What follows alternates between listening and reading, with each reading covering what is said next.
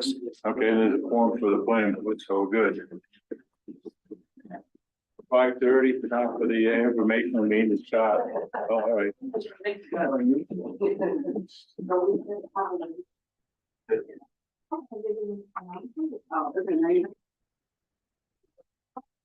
Okay, 5:30 is time for the informational meeting. This is a joint meeting between the South Thompson Planning Board and the Ordinance Review Committee.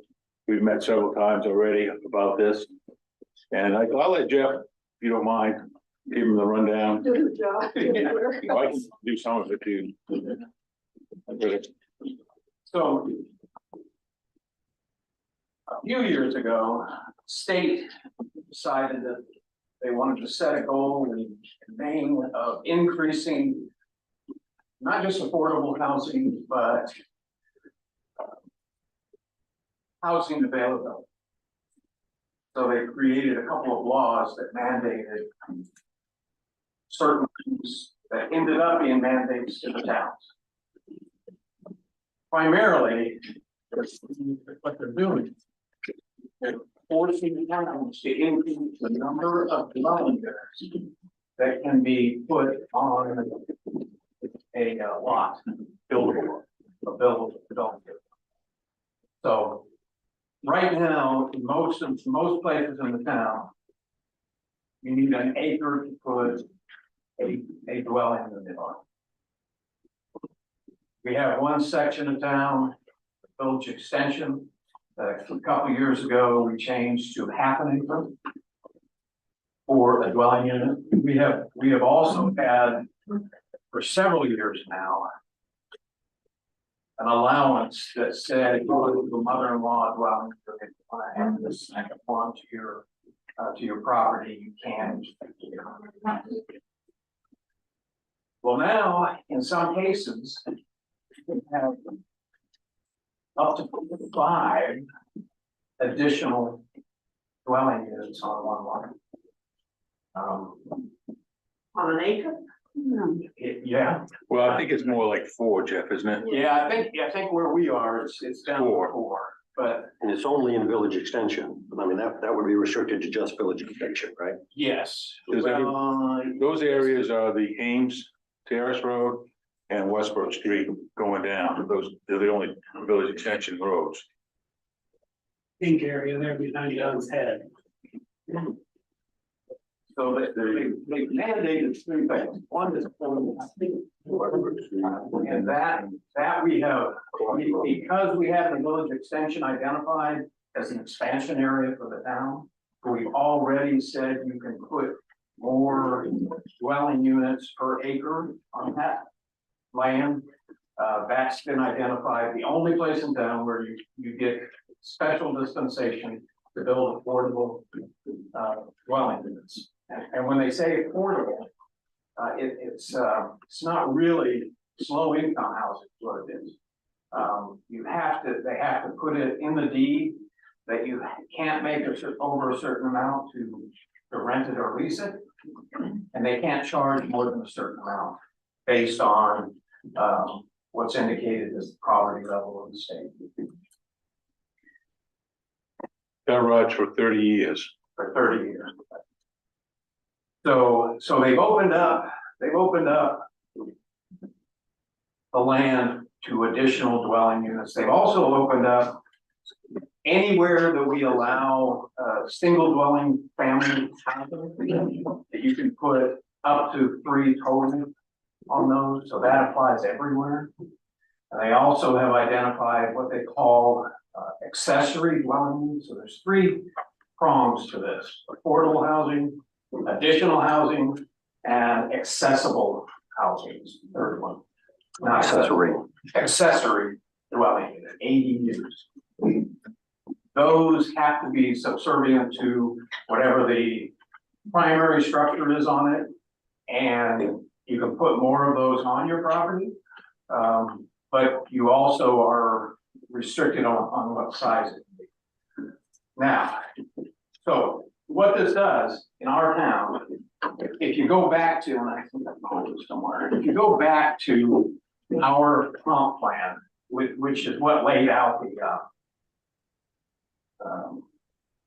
the BE area and the fact that we were gonna try to find some affordable housing for folks.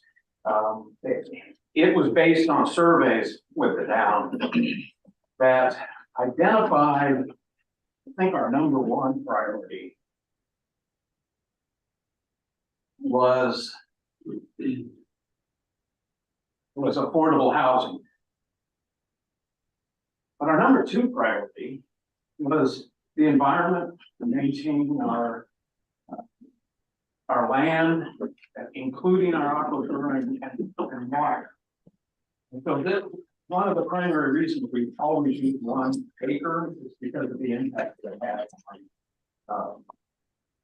on the views and our rural nature, but also because of the habitats for water. There's been some studies that say to maintain good aquifer system, we have a crack rock aquifer beneath us. In most places, that's not really going into, that's what we rely on. To keep that vibrant, we recommend that we do not put more than 15% of our land as impervious, like buildings and pavement and other things. And so they figured out that if you keep the buildable lots to 1 acre or greater, that you can save more than 60%, keep your aquifer vibrant. So these new requirements from the state, although we want to have affordable housing, we want to make it. So right now, somebody wants to come live in South Thomaston, they're going to have to pay an arm and a leg. And it's hard to find housing anywhere along the coast. So the town does want us to have affordable housing, just like say the media. But it flies right in the face of balancing our environment, our aqua system, and our rural nature. So some towns right now are attacking this mandate, and the mandate is that we have our ordinance to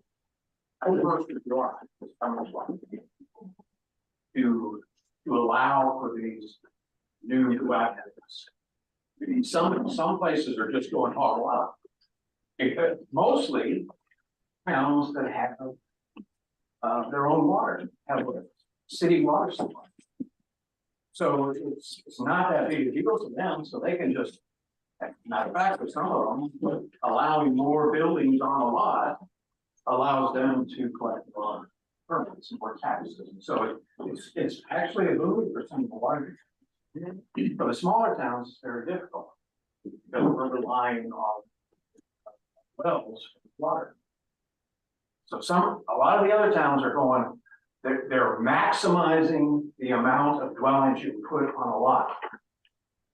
We sat down with our lawyer and the folks that are sitting up here wrestled around with this, tried to keep our ordinance changes to the bare minimum that would be required to meet the statute.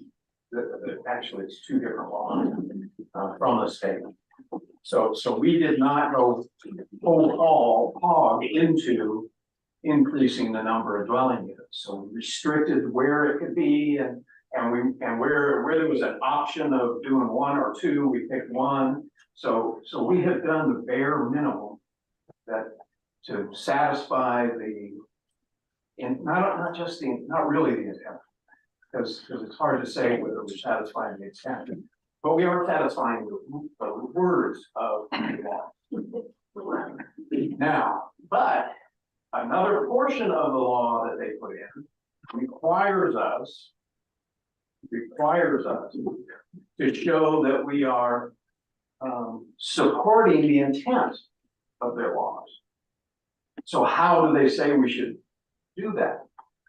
And their recommendation is, this is the primary reason that I wanted public to let you know. One, I wanted to make sure that you're good with us going with the minimum and not trying to increase the number of houses that we put there, because we could go the other direction. I prefer not to, so we're not gonna unless you guys say go for more houses. But the other thing they want us to do is regulate short-term, long-term rentals. Town of South Thomaston currently does not at all. We don't get involved with any rental projects. It's residential. As opposed to commercial. There's some oversight. So the question is, how do we show them that we are trying to meet the intent in our regulation without doing something that's really stupid?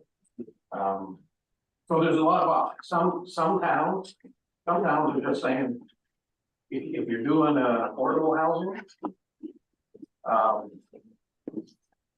if you do ADU or an additional, you can't rent it. Short-term. You can't rent it out. So if you rent it out long-term, so do away with all short-term. For additional, you can still rent what you currently have, you can still rent your primary residence, but you can't rent these additional. Without. That's pretty much the same. Just get it proposed. They're having on it. Another option that our lawyers have, and this is the one that I think personally is you ask anybody who's doing long-term rentals to register their rental. No permits, no oversight, no restrictions, just the town have a copy. That can help in some other ways besides showing our intent to meet the words of the, or more than the words of the law, so we will meet the requirements that the state has put down. But the other thing is that right now, people come in all the time to the front office and say, hey, are there anybody renting houses, renting places? And we don't have any, we have no idea who's renting what and what's available. So they have to go the commercial route to find and locate those. The other thing is, and we just found this out recently, we do have some folks that are renting. And it turns out what they're doing is not in accordance with our existing rules. And so how much of that's out there, I don't know. But there's at least one we know of that we have no clue that they were renting. It never came to the planning board, it never got any kind of permits or approvals, as near as we can tell. But they did come in to get a permit to add more. And that's how we found out about it. But we shouldn't, now it would make CEO's job much easier process if she already had a list of all the rental problems. But again, I think I could justify with the overseer, whoever comes down and looks at this and says, what did you do to show that you're following the intent? I've asked the town, and this is the response I got from the town. So I can walk away from that registering them. But I don't want to do that without at least consider.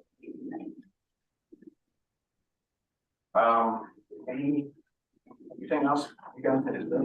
Well, basically what we're doing here, we're not gonna really have any affordable housing. The way we're going about this is because if you look at it, to build a rental unit or to build a rental unit in a house for affordable rental, you have to rent for 30% of their earnings. So a lot of, nobody can rent a place that, down here for $500-600. Most rentals go for $1,500 to $2,000 houses. So if we get the law in there that we intend to have short-term rentals, we will, but unless, basically, when you have affordable housing, it's usually a bigger building, multi-unit type of place. And with our water restrictions and limited to 3 units, but really not, the investment's not there for somebody. Plus with the 30 years that you got to comply with the rules. So what we're doing here is going through the motions, to be honest with you, that we're trying to have short-term, have affordable housing. And we are, I mean, somebody may pick up on it and want to have an affordable, like a mother-in-law apartment in the house that they want to rent to somebody else. And then in addition to that, you could have another dwelling, small dwelling up to 800, and I think we want 65 square feet. So that would give you basically three living spaces on one lot. Okay, so, and then those could not be used for summer rentals. They'd have to be used for rentals for, somebody wants to stay there for a long term, a year or so. I don't know how long they'd have to be, 6 months. As far as registering for the summer rentals, I'm an opponent of that. I don't think that's necessary.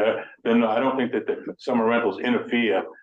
There's arguments made either way, but I don't think summer rentals interfere with affordable housing. Because they're just not the same type of property, that somebody would rent. And the rest of it, I'm kind of okay with. I have no other issues with it, but I just wanted you to know my position on it. I'm just speaking for myself as a citizen. Yeah, sure. Well, I think we're conflating two different issues here. Affordable housing is a whole category unto itself. It really doesn't have anything to do with the state trying to get more housing out there in total. As Jeff said at the first, this is really more the adjustments we have to make to our land use ordinances to allow more housing is totally separate from the idea of, do you want to now, get some affordable housing in the town? And yes, the rents there or the sales would be tied to federal poverty limits and all that stuff, but that's a whole different issue. We can adjust our ordinances and comply with the state mandates and do nothing about affordable housing. We may not have anybody decide that they want to build affordable housing. Yeah. The law Yeah. covers all three items: affordable housing, additional housing, dwelling unit, and accessory dwelling. It covers affordable. It covers them all, and The affordable is mandated. We have to do affordable You're housing. right, Jeff. You do have to do that. We cannot not do affordable housing. okay, who in this town therefore has to take it upon themselves to create an affordable house for somebody? I don't think that's. It's not the town doing it. It's some developer doing it. We have to. We have to allow them, exactly. Correct, and our ordinance has to allow for it, and if we're gonna allow Right. for it, we have to include the process for doing it, which is coming to the CEO and getting a permit and showing that you have potable water, showing what your sewage Yeah. is. for- As you do for any Right. extra housing. No, you don't have to show potable water. for You have to show septic for any of these dwellings. Septic, but not water. For this, you have to show water. That's all, and that's another point that I take umbrage against, because when you come to get a permit for a dwelling unit in the town, and this is any town, probably any municipality across this country, you have to provide proof of subsurface water. You have to get your septic design, and there are professionals that come and design for you. There's no way, short of drilling a test well, for you to prove definitively that you can provide water for a house. Well, It's buyer beware. I mean, that's the, but that's not what the law says now. The law says that if you're gonna build affordable housing, or you're gonna do an additional dwelling unit, or you're gonna do an accessory dwelling unit, then you have to show the CEO proof that you can get potable water. and how does the state define proof of potable water? We don't know that. We don't know that, It's absurd. but that's not something we can even debate about. Okay, but I guess I started commenting because it seemed like Irv was saying that all of this housing that we're talking about, he was lumping it in with affordable housing, and in my mind, it's two separate issues for the town to think about. I Yes, agree. we have to mandate it. Yes. We're mandated to sort of write into our ordinances issues around affordable housing. But the far larger question, I think, to the town is the density, issues like that. It's not whether or not, Yeah. All right, so I would like to speak to the issue of stock of housing. How many dwellings are available to rent and long term for people who want to reside in the area? And an owner who has a property which is currently rented right now, especially if it's rented only short term, they do so because they make more money renting it short term. So how do we flip some of those properties from being rented short term to being rented year long? Okay, the only way we can achieve that is eventually to put a limit on the duration of allowed short-term rental. That's what some towns do. You can allow, you can rent your property short-term and charge whatever you want, but you can only do so for, so many weeks. 10 weeks of the year. And that is the argument that the state made and is why it is reflected in the law that we have to consider regulating short-term, long-term rental. That exact feeling. And like both of them have said, are we really building an opportunity to increase the number of affordable housings with this ordinance and with the law? I really, realistically, No. no. Who's gonna, in their right mind, develop a 3-apartment complex? And before it, they have to already know and prove that they can have water to it. And also have enough septic to meet 3 dwelling requirements. I just don't see a lot of developers wanting to do that. But I can't speak for them. I mean, they might. But the reality is, I don't think we're actually going to get any real affordable housing out of this package, out of this effort. I could be wrong. We could all be wrong on that.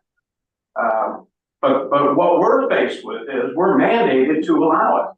We're mandated to have a process in place so that when that developer comes to us and says, I want to build a 15 apartment dwelling unit on this half acre, can I do it? And what do I have to do to prove it? And what do I have to file with the town and the state to show that I'm going to keep it as an affordable property for 30 years? So that's the process that we have to build into this. And the other side of it is, how much of that do we want to allow and how much of it do we want to restrict and how much do we want to claw back to save our rural nature and our scenic views and our aquifer. But part of this mandate is we've got to at least address the short-term rental issue. Because the reality is that if you really look at it logically, the way to get more, and we keep using affordable housing because that's what they defined it as. It's not affordable housing, it's low income. They're calling it affordable. Affordable housing is what you and I can afford to pay. Well, not necessarily somebody below the poverty level, which is what the affordable housing portion of the law addresses. So they got to make below a certain amount, and they have to only pay a certain amount. Our real problem is I don't think it's that. I think our real problem is we don't have enough. We don't have the inventory for somebody to come and work here or in Rockland and live here, buy a house or rent a house. We just don't have the rentals. And one of the reasons we don't is because some of those available rentals that are out there are only being used for short term because it's easy and it's quick money. So that impacts directly our ability to provide additional funds. So we got to address this. We don't have to necessarily do it, but when the state comes and said, okay, how are you meeting this requirement, our lawyer is going to go down and say, this is here, this is here, this is here. And she's the one that actually wrote the words with a whole lot of adjusting and masturbation by everybody sitting here.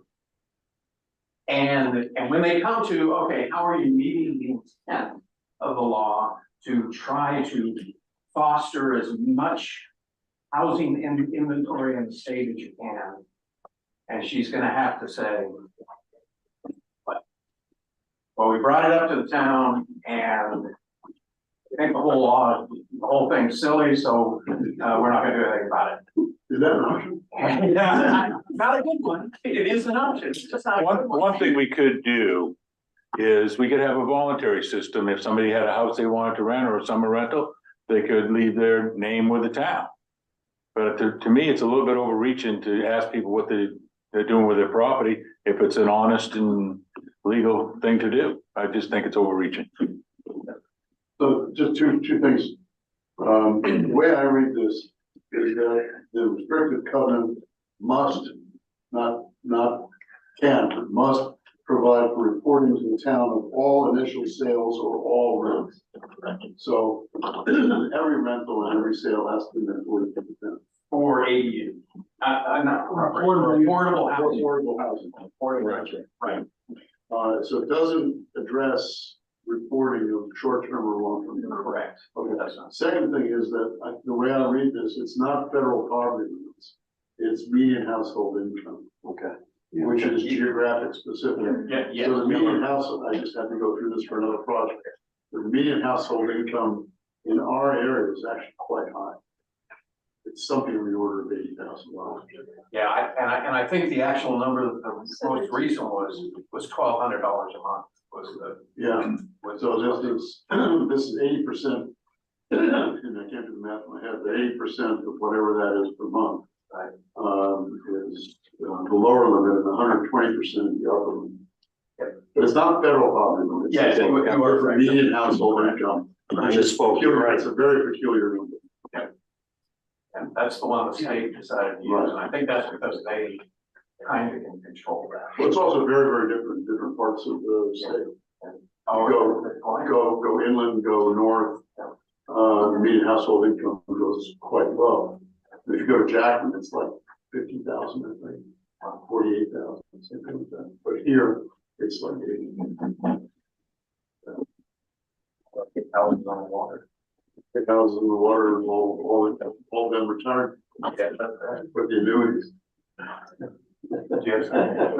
Well, one, just to go on that, is that if you look at Maine with the minimum wage, people are making over 30,000 if they just earn minimum wage. And that is affected Maine because if you go back 10 years ago, people weren't making that much, but now we're over $14.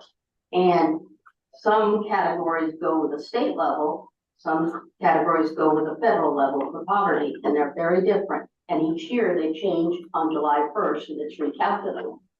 And so it will be a moving target. But just to add that, but my question is, you say affordable housing, are you talking about section 8 housing? No. Because that's very No, it's restricted. not. It is not. Okay. And I think that's why they didn't call it low income housing. It's because they did not want to confuse it with any of the other existing Okay. programs.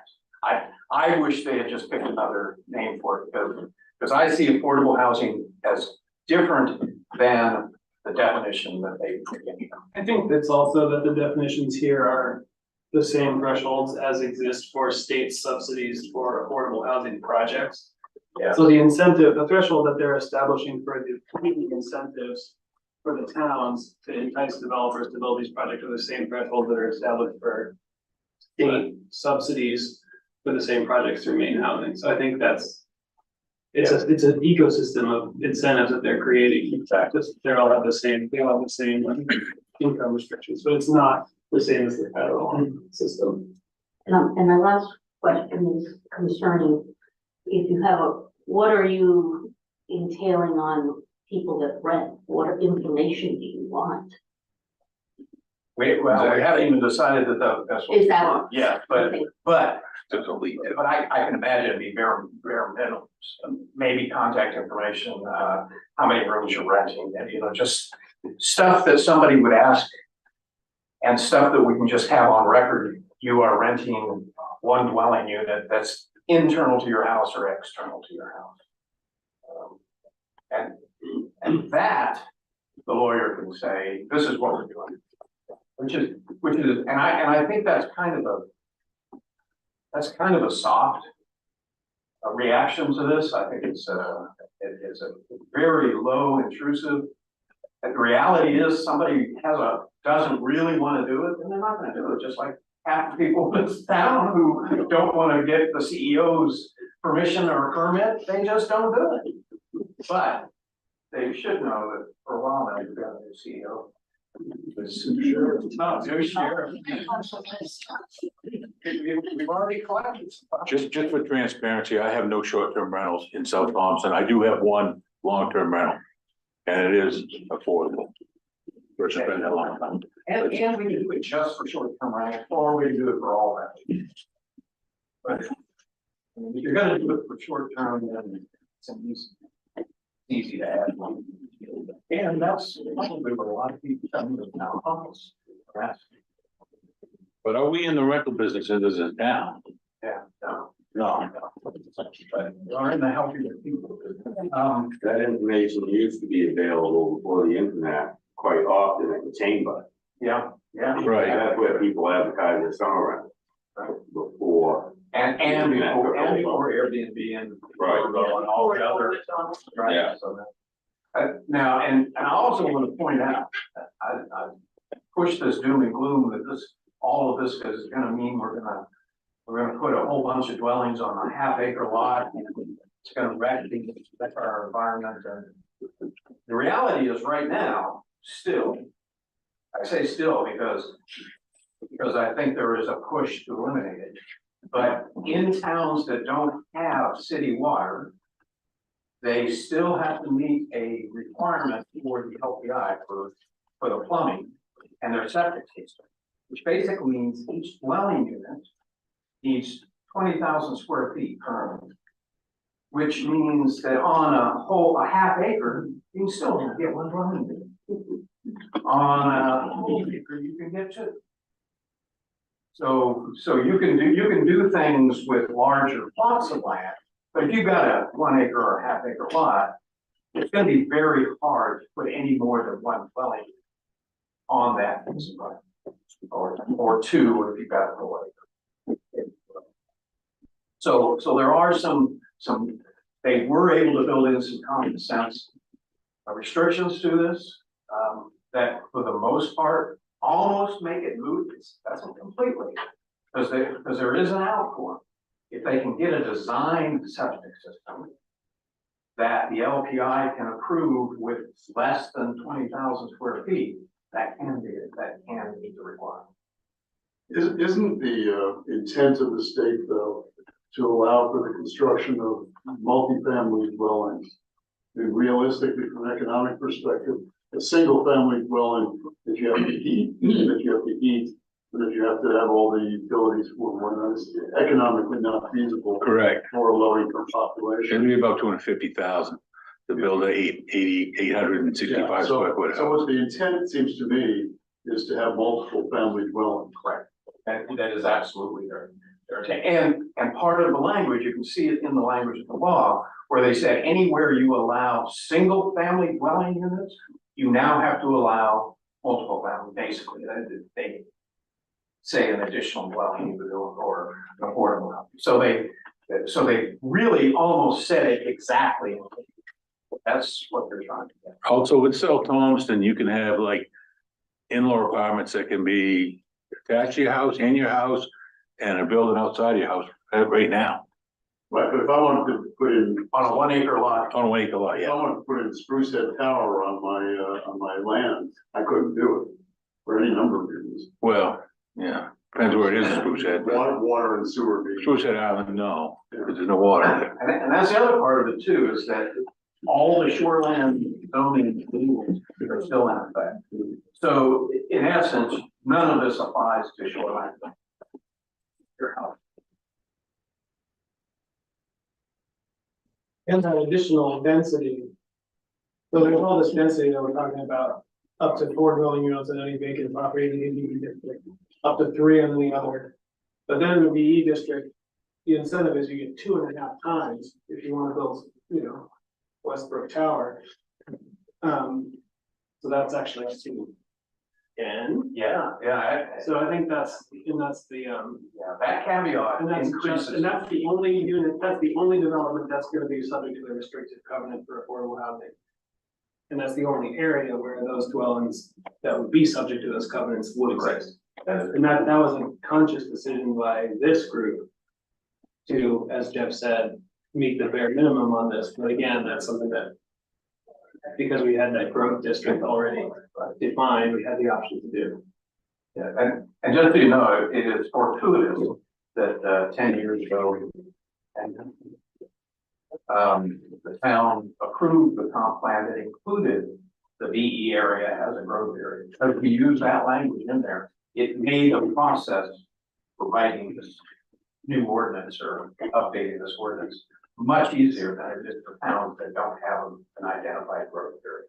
Because basically they have to apply these rules now to their whole town or create a growth area. We were able to restrict that to just our growth area because we already had that down like that. Just a correction, I think it's 14 years. It's 2010, we just used. Yeah, it yeah, in you're our right. grant application. I knew he was wrong. I was there. Yeah. Several folks that were on that. Matching right. Well, zoning was so popular when we wrote the first, the original comp plan, that people were proposing a 2-acre minimum on Sprucehead Island because it was the high rent district, and we fought that off. Yeah, and I'll tell you, when they first proposed this law, we, the select board, were dead set against it. We said, this is crazy, this is gonna be hard for us to do, it's gonna wreck, it goes contrary to everything we've been pushing lately. And we were told by 2 different representatives to the state house, right here, sitting right here, that's not gonna apply to you because you don't have any zoning rules. So it won't, none of this will apply to you. But when it came out in final copy, they did away with your zoning laws and made it anything you do like we have land use ordinances. So it does affect us. And it But is, you'll never get the septic for any of the stuff that states are imagining. I agree. Yeah, I The septic just isn't there. right. Yeah. And there, see, in the other part of this is that they address density. Some towns actually restrict density. They say you cannot have more than X number of dwellings in this area under the same ownership. So they actually limit the density.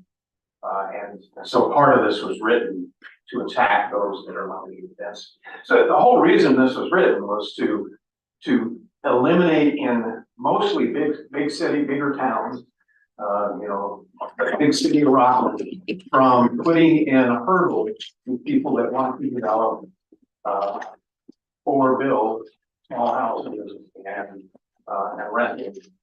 And there were a lot of things built into the ordinances, so they said that in the ordinance, eliminate the hurdles on your time. So they dictated what was pretty hard. We're not gonna have a whole lot of choice. I mean, we did get some choices. There were some things that planning was able to influence on the words they were put into the ordinance, but for the most part, it's in the big areas.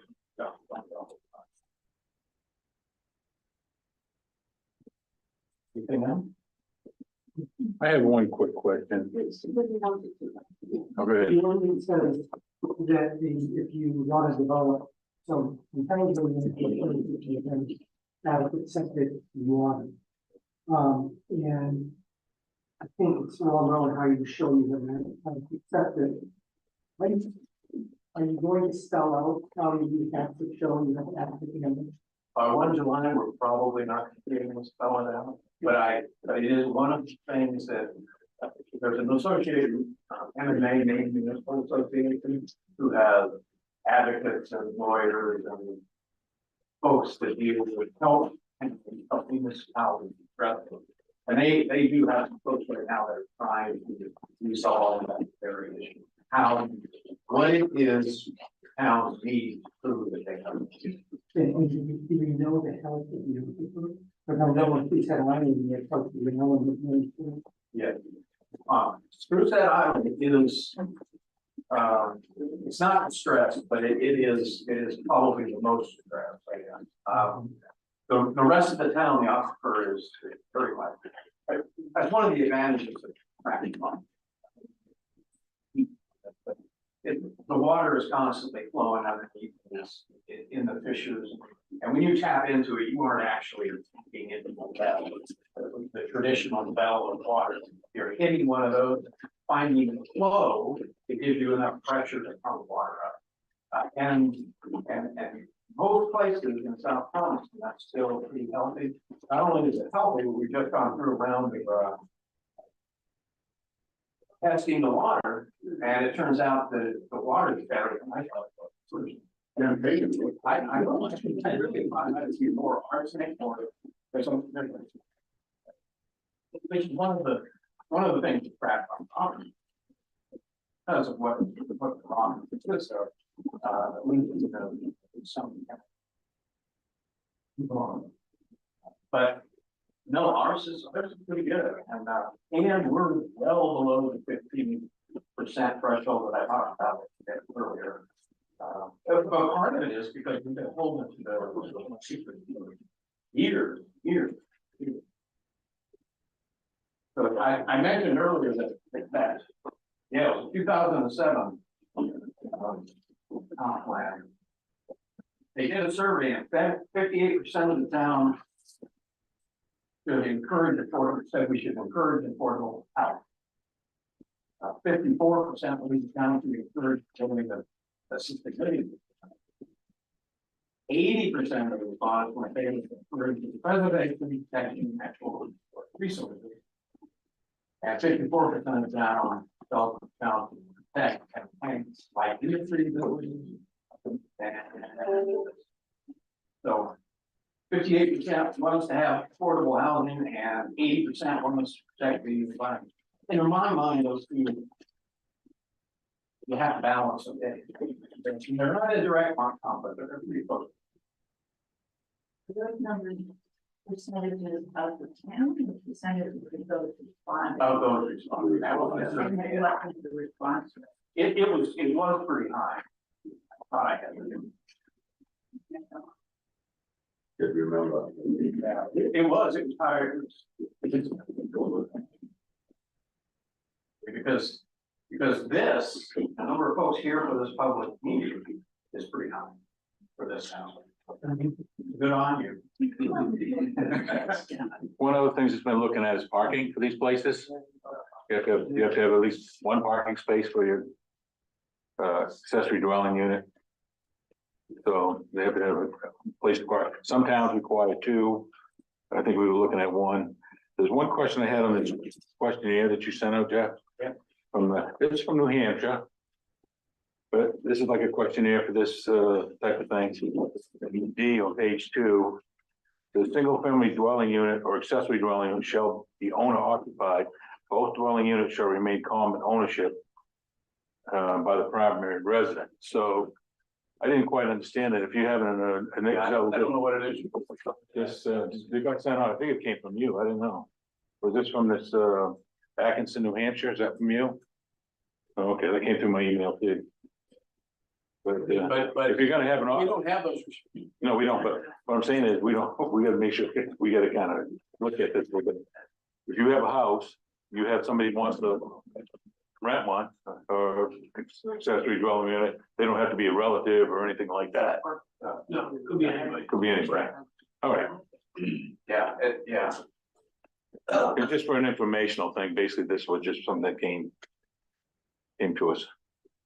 Yeah. I think that sounded like it was saying that you couldn't sell the ADU. Yeah. Because that just seemed like you wouldn't try. I mean, maybe New Hampshire's doing the same kind of thing, and they've done more draconian. My granddaughter, who wants to be a Mom. Are you missing your show? TV went off, I turned it back on, it was on the TV. Oh, and what we're talking about is that we currently don't have a requirement for to build a house. We don't have currently a requirement to have any number of off-street parking for that house. And this law, these laws restrict the number of off-street housing depending on whether it's a accessory dwelling unit or an affordable housing unit. So not every dwelling unit is going to have off-street parking. So the planning board and the ordinance review committee thought that it would be a good idea for us, for those other places, to have a minimum off-street parking. And right now, what we're thinking of doing is any primary residence require 2 off-street parking spaces and an additional dwelling unit would require 1.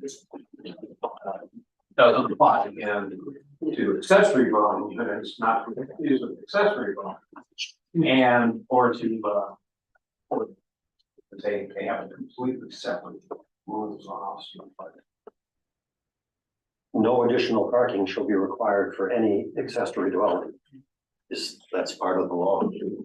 But it's not. There's no rule against it if somebody wanted to. Oh, yeah, right, yeah, the town just can't. We can't mandate it. That provision is in the state law for much denser communities. I don't know, I did, can't you? Oh, sorry, I was saying that provision is in the law to protect the people who want to build accessory dwelling units in much denser areas where they literally couldn't fit a parking spot. Correct. Right, they don't want the lack of a parking spot to prohibit the building of another, the creation of another dwelling unit. Because the whole purpose is to create dwelling units. So that won't really apply to these places in South Compton. But you can, if you build anything affordable or not, I mean, you need to have an investor, somebody willing to put the money up to do the building.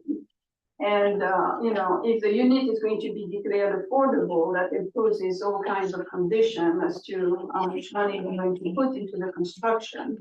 So I think, you know, we put something forward that abides by the requirements of the states, but in the same time, I don't know how much of it is going to affect us. Right. Because, you know, how much land is available here to build new construction, and what kind of new construction would come on board, who could rent, you know, those units. You know, you want housing units where there is employment. So what kind of employment is there in South Thomaston? You know, if you're going to work in Rockland, like, you know, the Somerset is building its own housing right now to house their workers because their workers couldn't find any place to stay. So Rockland clamoring for places to live, I mean, it's going to be a Rockland problem eventually that, you know, all the businesses around are going to have to work in cooperation with the local government and probably require credits from the state so that somebody can go and build something. But for South Thomaston, I mean, you know, I don't know where the employment is. You know, I'm thinking obviously the waterfront. And, you know, is there a need in South Thomaston for housing? Are there people in town who have not been able to find housing? Oh, the answer to that is yes. You don't guarantee that. Yes. And where are they now? Warren, Out of state. Yeah, some of it, and but you gotta remember too, South Thomaston, the people who live in South Thomaston don't necessarily work. in Yeah. South A lot of them Thomaston. work in Rockland.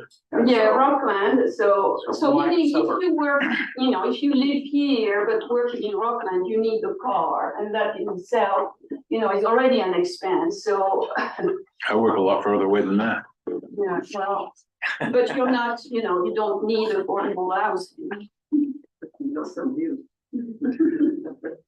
So, So, but I think I got the answers that I want from this group, or what I was hoping to get, or what I. Is there anybody that would is in favor or not in favor of this register these summer rentals? Any comment one way or the other? Real need for that.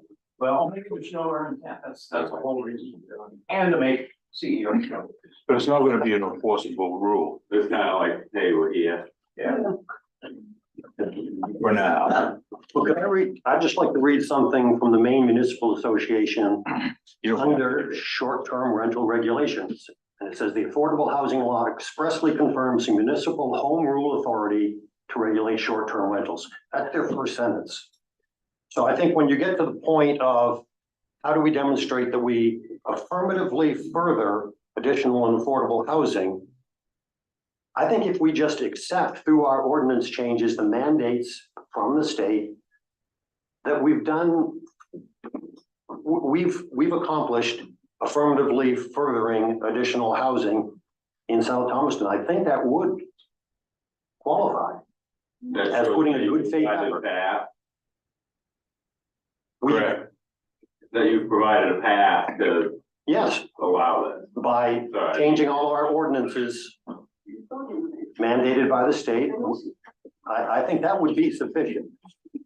I don't think we have to necessarily get into the question of the short-term rental regulations, given the fact that their very first sentence says they confirm municipal home rule authority to regulate them. They then do go on and suggest ways in which short-term rental regulations could enhance more housing. They do.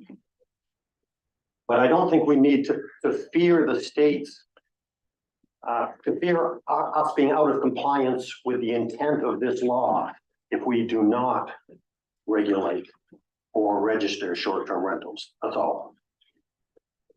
Yeah, I don't disagree with that. I think we can still meet the intent, we didn't do the registrations, but doing the registrations demonstrates that we're doing it. So in the argument, the select board and the lawyer are gonna have to have with the state on whether our ordinance was developed in accordance with the guidance. Right now, we discussed it and decided not to do that, as opposed to we discussed it and decided to register. One of them demonstrates the intent, the other demonstrates that we looked at it. So it's just a personal opinion of mine. Just one last comment from me is that I'd like to suggest that you have some way of being slightly supportive of the notion of affordable housing. We're, Knox County is the oldest county in the oldest state. The only way that the economy stays alive and vibrant and there's any growth is with people coming in. And if we have the barriers of housing, which we have right now, eventually things are going to start to circle around and there's not going to be enough people to push my wheelchair around. So I just like to make a plea that we sound supportive as we develop this. I mean, from a practical point of view, it's finally got. Philosophically, I'm certainly in favor of it. Well, when I was the code officer about 4 years ago, for 3 years, and a lot of people came and wanted to put the mother-in-law apartment over their garage, and they were restricted. They simply couldn't do it. And then Jeff and I and Gabe, I think we were on this ordinance review committee, and we actually opened it up a little bit more. Jeff made reference to that in his opening remarks. There were a lot of people who wanted to, I think out of their own economic self-interest, they wanted to be able to rent. Perhaps it was a familial situation. Maybe they actually did have a mother-in-law apartment. That was always the term they used. But even if they didn't have a mother-in-law, they wanted the apartment. Mother-in-law or substitute. Yeah. Right. Yeah. That's something. And so there really was a groundswell of interest in opening up the restrictions on housing in this town that we had. So I think the changes that we're being forced to put into our own ordinances, I really don't think the town will object in any way. That would be my guess. And these are now allowed, and it would be interesting to see how many of them have popped up, I don't know. The other thing that we learned going through this whole process, and I've been on the select board a long time, I was on the planning board for a long time. I've always thought to trigger a subdivision review, a permit for a subdivision, that you had to subdivide your property, the land. So you had to create new divisions in your land. And as soon as you hit 3, you had to abide by the subdivision ordinance. What we found out is that's not exactly true.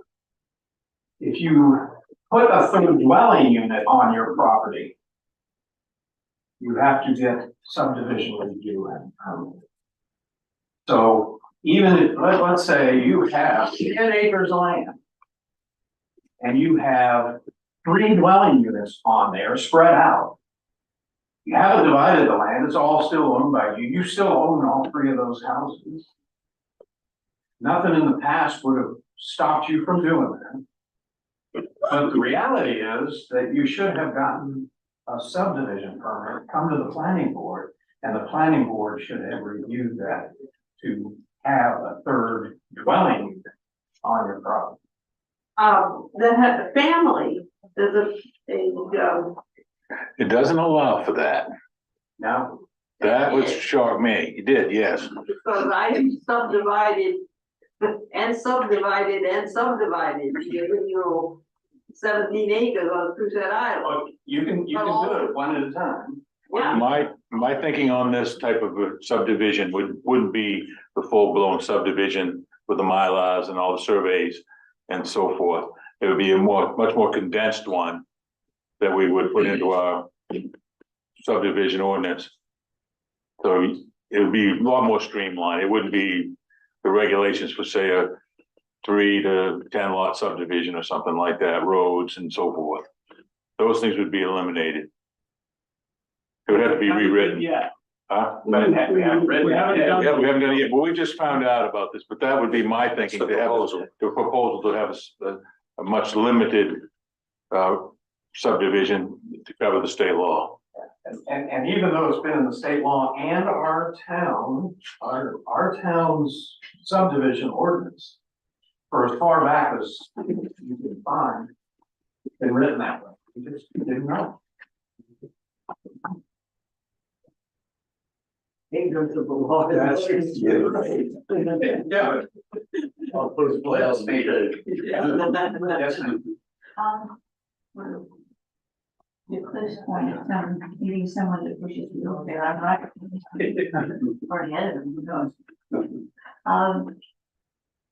I'm more, I just happen to know a number of people in Rockland who are really struggling with this, and they are really worried about property values shooting up and people coming in from out of town and buying up places as summer places, to the extent that the whole ratio of year-rounders to people who are here a few months is really tipped. And with our determination not even to ask what people are doing with their property, do we even have a clue whether South Thomaston has anything like that problem? Or could have it as, I think we have it now. We do. well, then why don't we want to know who's using their place as a short-term rental?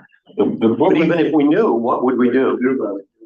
Well, what Rockland does is limit the number of places that they have a limit. That went in our head and it went down in flames. I think it would go down in flames here too. Yeah. But the phenomenon that you bring up is absolutely real. I mean, there are houses being bought up.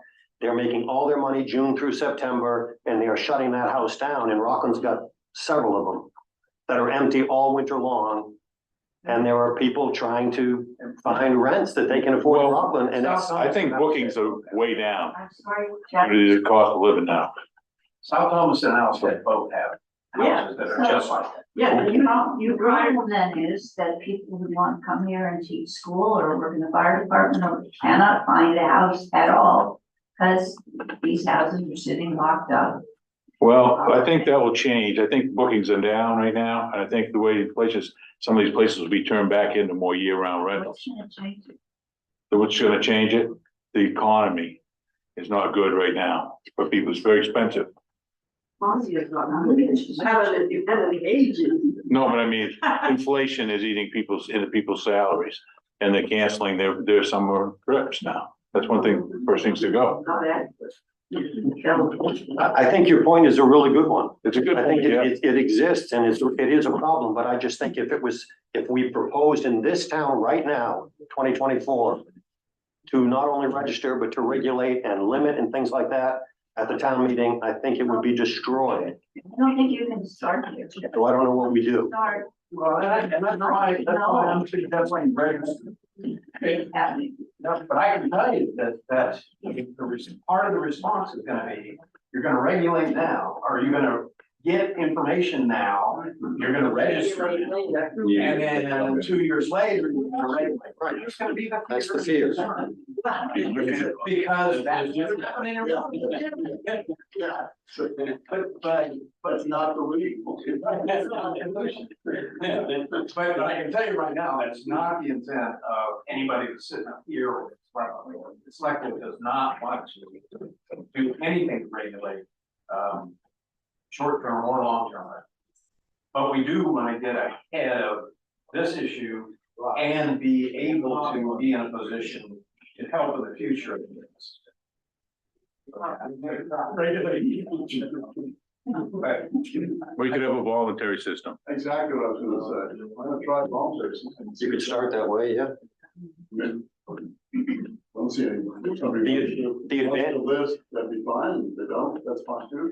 and the advantage would be that if somebody comes into the town office and asks about rentals, they could be getting your. if you weren't on the list, then you wouldn't get called. That's a good point. Hey, anything else? Any other questions? Thank you. One about that, $100. I don't think, Thank you all for coming, appreciate it. Thank you. And if you didn't sign this, please sign this. And it's fine, my paper. Oh, yeah.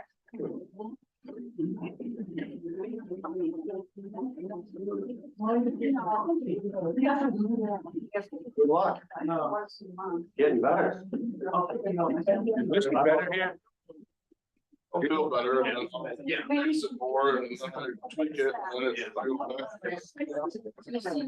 Well, Monday again. Gary. He's trying to hand down.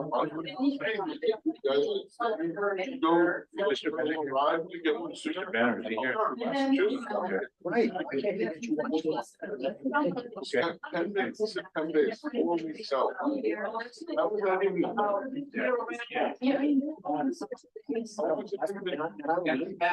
Like, I haven't had them ride. You can't have people line up around. I've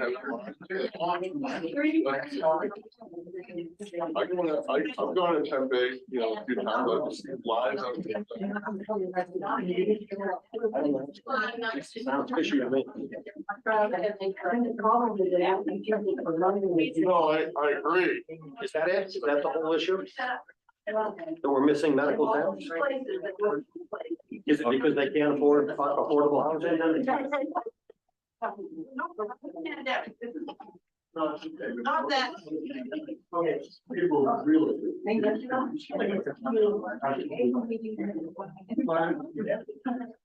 You know, is there any effort in the states to actually build, you know? Thanks. You got an idea, John, thanks. If you build a multi-unit. Yeah, but isn't it working? On the project right now in Ellsworth, 36 units, like, you're financing. Like the grant you can get from the state, wheelchair, at really low amounts. Especially, yeah, it's like a midnight. You know, they say they want it, but they need to create the incentives. The state's gonna have money and, you know, it's not gonna. It's really just, it's either increasing the amount of you can sell an affordable unit for, I think, like, yeah, almost $300,000. Affordable. Like, This you're getting a pretty small unit, so you can afford to build it.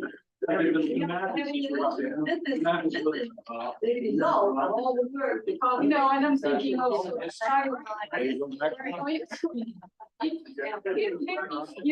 What's the maximum number of? Yeah. I'm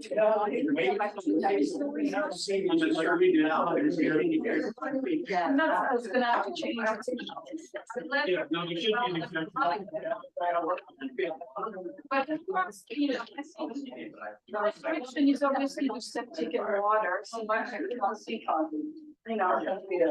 You can sign or. You got me. Yeah. Can't run this time, next time maybe. Let's roll right into it. Okay, I'd like to call the planning board meeting to order. Very.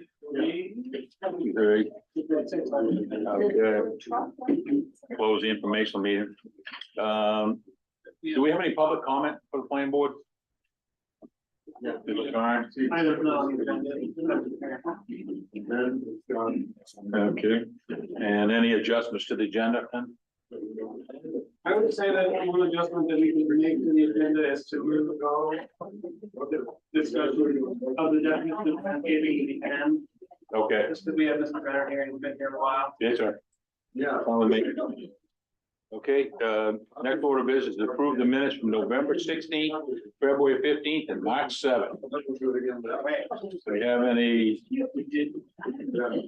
questions about those? Yeah, that's what we're talking about. This one was there. Don't drop. If we don't, we can get a motion on that. Good. I make a motion to approve all minutes. Okay, February 16th, February 15th, March 17th. Again, only have two people who are here at the November 16th meeting, so we don't have a quorum of people who are present. I don't, this is like. If they read the minutes, if they've looked at, reviewed them, they can vote on it. Yes, you can. It's in the book, in the bylaws. Right, well, I can abstain, but I vote. I'll make a motion to, yeah. Travis made a motion. We're discussing the motion. Yes. We're If discussing it the hasn't motion. been seconded, so you Okay, go ahead. wait for it to be seconded before you discuss. Okay, I will second the motion, and then my discussion is that I personally don't believe that we can vote to approve the November 16th minutes until we have all three of the planning board members who are there, because that's the minimum for a quorum. Okay, we'll leave that alone then. Table it, so we'll do February 15th and March 7th. On the November 16th. There was a quorum, like, there was a quorum at the Today. meeting, but today there's no quorum. Okay. But I was on Zoom that night. Yeah, you were there. It's just, if Cindy was here, we can do it. Okay, we'll have to wait a couple months for that. All right, any, What about February 15th? yes. We have quorums to vote on there too. Yeah, make the motion to accept the minutes of February Wait a 15th. minute. Travis is making, Travis already made the made the motion. motion. We need a second for the motion. Seconded, and then there was discussion. Any Well, I made discussion? a motion for all of them. Right. Okay, That needs to be a- Now we need to correct it. That was Make the motion that would to be accept. I rescind that motion. Okay, thank you. And now, Now, I make the motion to accept the minutes of the February 15th, 2024 meeting. and, oh, just that one? That's just that one. Let's proceed. there's only two. We're Second. March 7th. We'll go next. Okay. do you want to do them one at a time? Is that what you like? Yeah. The motion has been moved and seconded. Any further discussion? Hearing none. Gabe, Aye. Herb, aye. Catherine, I. Travis? Oh, you're here. Okay, that's three. Okay, go ahead with the next motion for March 17th. Anyone? March 7th. March 7th, excuse me. I will move to approve the minutes. from Okay, March so 17th. three of us here. Do we have a second? I second. Very good. Any further discussion? No, All of Gabe, Aye. Herb, aye. Catherine, I. Catherine, aye. Okay. Got those. Sure, for this one. Travis wasn't there. Okay, we'll table the landscaping till the end. Okay. I Okay. need to find out, why I'm not used to this. All right. Let me know when you're ready. I just want to know where Travis was. I don't know. Mr. but I Bennett got here? some here. Yeah. Yeah. Why don't you come up here and just, you have a request for junkyard? Yeah. And, this is a junkyard, I understand that's been in operation. Yep, And just a transfer of management or operator? essentially, yes. Okay. Can you tell us just a little bit about that? So the board knows where it is and everything? So it's on Westbrook Street, above Jack First. And, let's say it was an old junkyard then, most of my life, but it's been kind of not used. And then the owner that owns it now, his son was doing whatever, and knows me from what I do. And then told me it was possibly for sale, so I kind of touched base with come to find out it is for sale at a achievable price for me. So I'm just kind of figuring out everything that I gotta do to make that, if it's a possibility or not, or whatnot. Okay. You have, when you say sale, you just saying the metal on the site or the land too? The whole business, The land too? the land, everything to do. Do you have a purchase and sales agreement? I have a lease being drafted. A lease, yeah. With Stroud That'll Lease work. in Rockland. I have my first vision of it, but then we're still refining it to make it, So you're gonna lease the land first Yeah, and then so- eventually purchase it? And then purchase after. Oh, okay, that's fine. You don't have the lease in hand yet. I do have I have my first copy of. Well, you have like a signed one, but anyway, Nothing signed, no. okay. My feeling on this is we can go through the performance standards with you, but you can't take operation until you get your lease. Yeah, so my appearance today was to ask, to see, more so where everyone lies with it. If it's something that you guys see as an achievable goal, or if it's something that you're not interested in working with. No, my feeling on this is just a transfer of ownership. It's been an existing building just for several years. So I'm fine. I don't know if the rest of the board has any comments. Well, it falls within the land use ordinances, I have no issues. It's All right, like you it said, was approved, been approved as a junkyard. It's in our R2 district or R2 zone. One.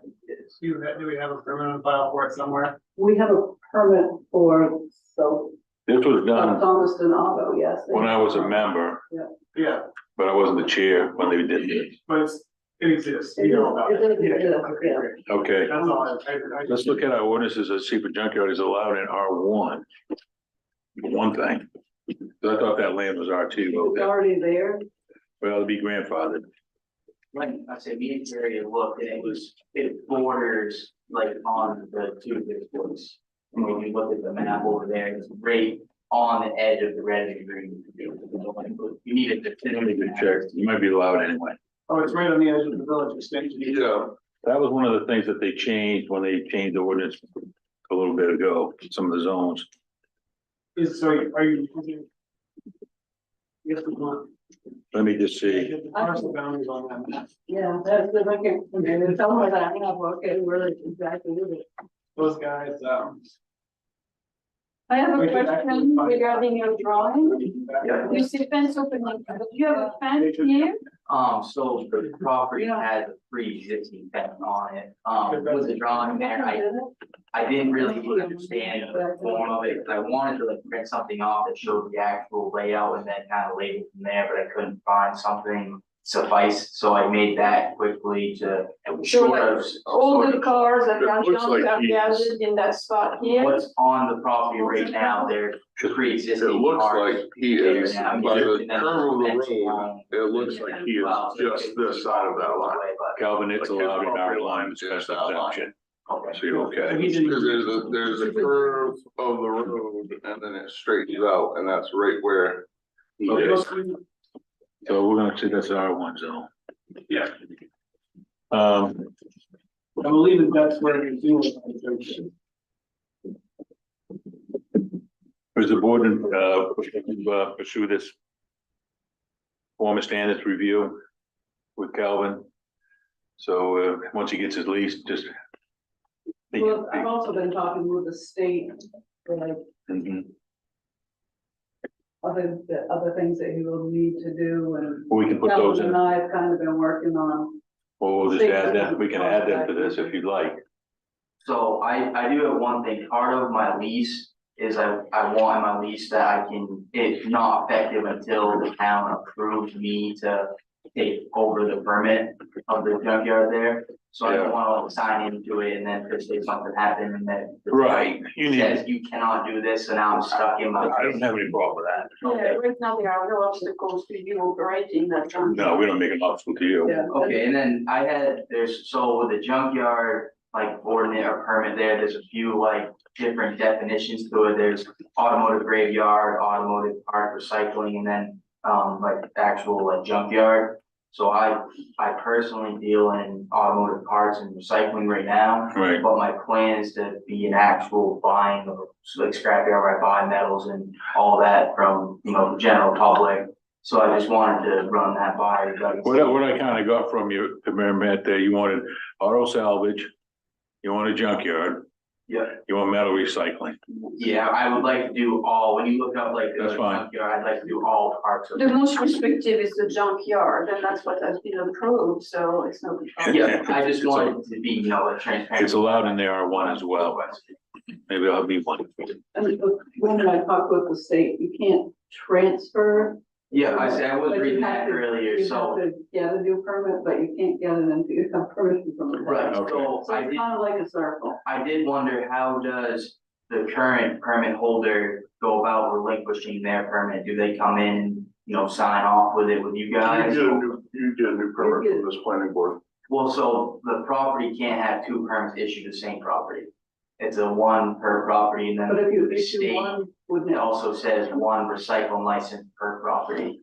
if we issued a new one, wouldn't that invalidate the old Yeah, one? we can just make sure I would say, that I wouldn't be sure on on that, this so. board, we can make sure that the permit is written in such a way that it supersedes the previous permit. Okay, so would I need to have the prior permit holders to attend anything with me? Or just our signed lease is sufficient enough to? Once the business is transferred, that would be sufficient, I think.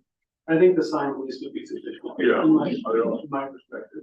Alright, so then so just so I'm clear, so within my lease agreement, I have that per town approval for the agreement, the lease to go through. If I sign that, then I'm feeling good to go. You guys are in approval. Once we give you this, as long as you follow the guidelines, you can proceed with your Okay. business, okay? Yeah, I mean, there may be, we don't know totally enough about it, like, the board does have the authority to impose certain conditions, like. Yeah, absolutely. visual screening. I've talked to quite a few people. Based on the ordinance, I would say it's very unlikely, like, we're just not going The to. board's already screened, Okay, the junkyard's already screened. Yeah, so I think that there's the discussion with the planning board is details and not about like, can I do this or can I not do this? Okay. We just give the approval, not the enforcement, Okay. okay? All right, so what I'll do is I'll go down through these performance standards and get you set up, and then you can proceed with the owner, get your lease, get your state and licenses and so forth. And then anything that we add tonight, comply with that. And you'll have to get your, like I said, you'll have to have your lease in place and any state regulations. Okay, And so. show them to the CEO. Yep, all right. Okay. One thing, to get my state license, I have to have the town permit first. That's how it. That's what we're kind of doing tonight. Okay, I'm in favor of moving forward because I think it's something that's already existing. And, I don't know, I'll just. Okay, all right. So your name, today's the 28th. You're Calvin Benna. And, is anybody else in business with you or just yourself? just myself. Yeah, your address is 131 Grierson Road? Okay. And then, the application is, special exemption conditional use, land use, or the application for a transfer of operation of existing auto salvage business junkyard and metal recycling. This is what we're authorizing tonight. Okay, I got a little ahead on this today, so it wouldn't take so long tonight. It's used in the R1 zone, determined to be complete. The applicant has in hand all federal, state permits and approval that are required. So you'll need all that. Yep. Okay. Okay, then we got the DOT. You have an entrance already? Yeah, it does, yes. Yeah, so it's NA. Does this require any kind of DEP site review? It's, They will come out and once he fills out the application, they will come out and do a site review. oh, yes, on that, okay? Okay. Okay. Wildlife, impact on wildlife, I don't think this, it's already there now. I think the only thing I saw that it has is it has the watershed plan. There was some questions about wells downhill from that in the original, when this was originally done. But it wasn't a concern because I don't know what it's for. That is one of the things that he will want to state is Okay, the stormwater. so I'm gonna put NA on the, Question, Yes. so when you receive the cars, all the oil has been drained and all those fluids are gone from the car? When I receive them, they would be complete, like you drive it, it could be on the road type of deal, like per se, the inspection failed and you don't want to fix it. That's how I would receive it in, complete condition, all fluids, stuff, everything like that. So do you drain the fluids? Yes. No, and they are all put in like EPA regulated containers and stuff like that. So this is what obviously is the concern. okay, we can add that to the standards. And I think it's, the state is gonna have more restrictive The standards. than DEP we is are. gonna regulate that Yeah. a lot more than we can. So the wildlife impact, I'll put NA for the time being. Yeah. so Okay. Any other, particularly any other impacts that we want to hear? One thing I can think of is noise, which is We come to that. I guess that's a fair question. I mean, as we think about transitioning to this current status, it's just sort of automobile to a more like comprehensive metal recycling business. Right. What, just so we understand, what's the equipment, the noise, the processing that's gonna go on at the site? So, like initially, it wouldn't be much more than hearing a single piece of equipment running. But at long term, it would become maybe multiple pieces of equipment, sawzalls, grinders, stuff like that. Typical, I guess I would say typical noise, but, like a garage type noise, you'd hear equipment and, tools working, but there would be no like. But you're I not guess- bringing in like big industrial equipment. No. It would be like a loader you'd see that move, like small little loader you see move snow at the parking lot. Something that's big enough to move a whole car, but not, big enough that one tire crushes it.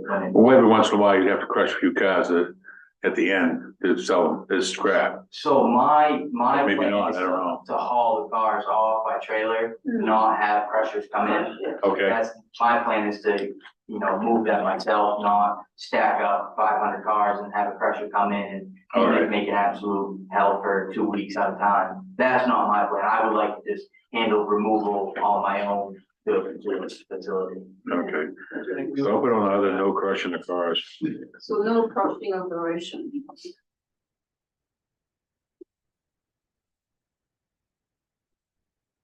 And essentially, you're saying handheld tools. Yeah, exactly. Okay, the planning board is given jurisdiction to review the application of the land use ordinance. The proposed use, auto salvage, junkyard, metal recycling is authorized in the R1 district zone and may be conditioned by the planning board based on the above findings. The planning board maintains jurisdiction to review the application before it. So we have the application there if you need to look at it. So I'll just read on here a little bit while you're looking at that. Standard by the application's name is Calvin Benner, provided, so you're gonna provide needed lease agreement. Okay. And it's gonna be, this is gonna be on Westbrook Street. What, do you know what the address is there? I think it's 285. 285, okay. First, it's map 16, lot 13. Based on the above findings, establish right, title, and interest to the parcel that is subject to this application, therefore, as standing to make the application. Okay. Land use on the front. The property is in the R1 district, you said? Yep. And the application is requesting to transfer operation of existing auto salvage junkyard metal recycling business Proposed operations defined as commercial. And it's not industrial, NA. Was permitted by the planning board for special exempt conditional use. Based on the findings, the proposed use is permitted in the R1. And the property is within the district of R1. Okay. Land use ordinance defines complies with dimensional requirements. You have how many acres there? Town records 8.2. Okay, Record. you need 1 acre, so 8.2. Okay. Auto campground. Okay, what kind of lighting do you want to have? You're gonna have lighting there? Any light, nighttime, we're up, No. no lighting, okay, so let's say NA on that. Industrial uses, it's kind of plain, outdoor storage of materials, products, vehicles shall be screened from view, yes. Okay. Okay, off-street parking space determined by the planner to eliminate any on-street parking. So you have some room in front there. Yeah, there's all. Okay, we're gonna get determined how many. Not an outpatient addiction center. Based on the proposed permit complies with performance standards noted in conditions. Okay. Performance for the comprehensive plan find the board does or does not recommend changes to the zoning in this area, so it does not. The comprehensive plan also does not recommend changes to permitted use in this district. That's true. We do not. Okay, based on the above findings, applicant does or does not conform to the comprehensive plan, but it does because it's in R1 district. Yep. Additional conditions, the plan provided in order to carry out the purpose of special exemptions procedures require additional conditions, specification, criteria, standards necessary to affect the public interest. Fit such harmoniously and compatibility into the neighborhoods and locations. Such conditions may include but are not limited to. Here we go. Conditions. You want oil, fluids, all fluids removed from cars? Yeah, Okay, safe disposal of all fluids according to EPA. all governments, all applicable standards.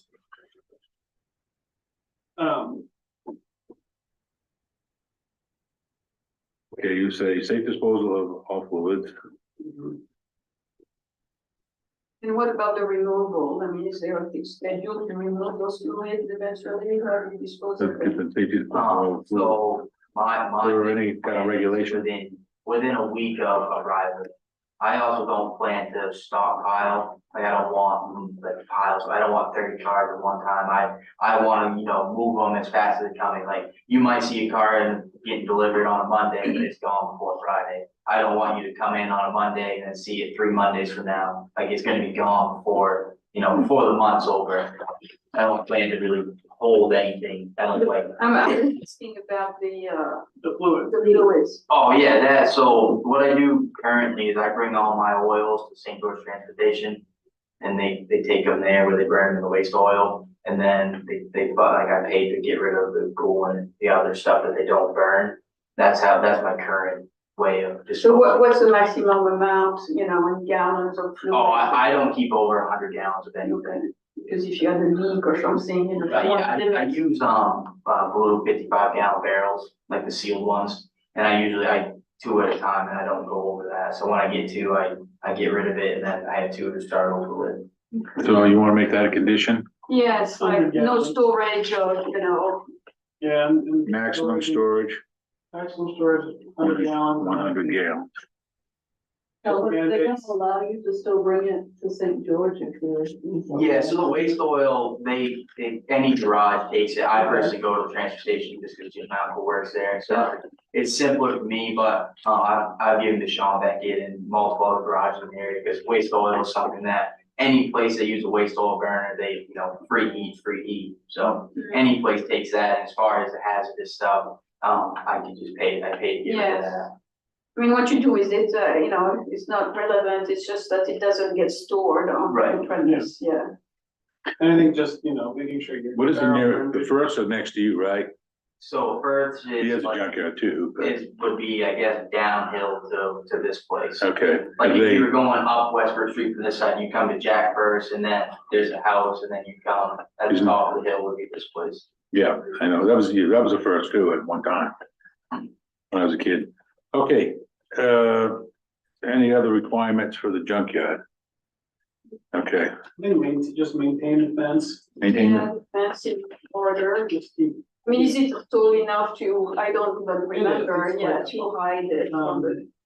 I personally plan to extend the fence further, because right now, if you do look hard enough, you can see like underneath it. I personally plan to seal it up, so it's, completely hidden from view. I think that was raised up for some reason at the time, I can't remember why, but. Yeah, I'm not sure either, and then I don't plan to have anything stored on the outside of the fence like there is now. Like, It's pretty when you drive. yeah. right, what you see on the outside of the fence would be my personal truck and my trailers, but no like junk vehicles would be out front. Okay, Yeah, I think I'll write that in. I did, Yeah, great. okay, We like that. increased setback for the use, State of Maine now is looking for some stuff from Jeff the other day. Requires a 25 feet property line setback. So you have to keep everything 25 feet within your property line, or the property line. Okay, so those will be going into the future, and setbacks from the road of 40 feet. Okay, nothing closer than 40 feet. From body was water, there's no water there, so that's NA, I think so. there's no water there. Yeah.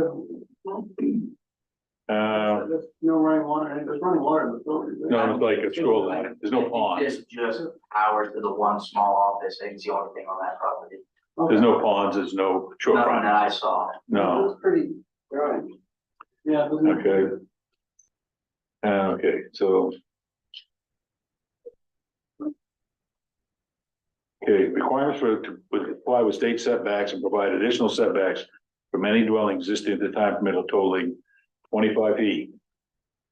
Okay, it has to be a minimum of that. Relative boundary lines will be clearly marked by a licensed surveyor. So do you know where the boundaries are? Can you show Terry if you ever need to look at them? So I've only been there twice, kind of walk around. I found one coffee stake by the road that the owner David told me about. Yeah. I got some dimensions from, the lawyer's office for the property dimensions. You okay? I plan to go look into. You have a deed, well, there is a deed, so that would describe where they are. Okay, So you need to look at that. If any issues, but you just can't be close to 25 feet. right. Okay, is there any wells with running water you're gonna have there? Like right off, no, future plans are, yes, like I plan to. You're gonna drill a well there? I would like to Drinkable. try. Okay. Well, There's no bathroom there. I don't think so. It's just two garages from what I can see. All right. okay, I'm gonna say it will to pending.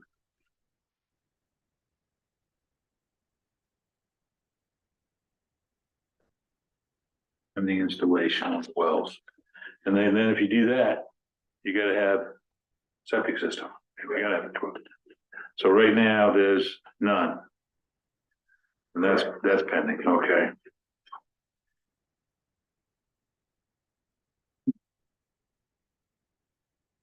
Okay. That would be something you'd have to see the farm inspector in town of farms. Yeah. To make sense.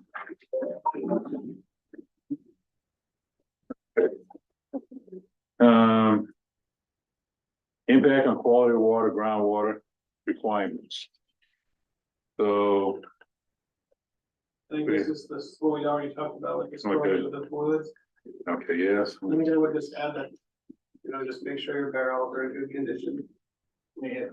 You don't want fluid leaking more than we do. but- Right, absolutely. But, that is the biggest concern, I think, with this type of business, so. Right.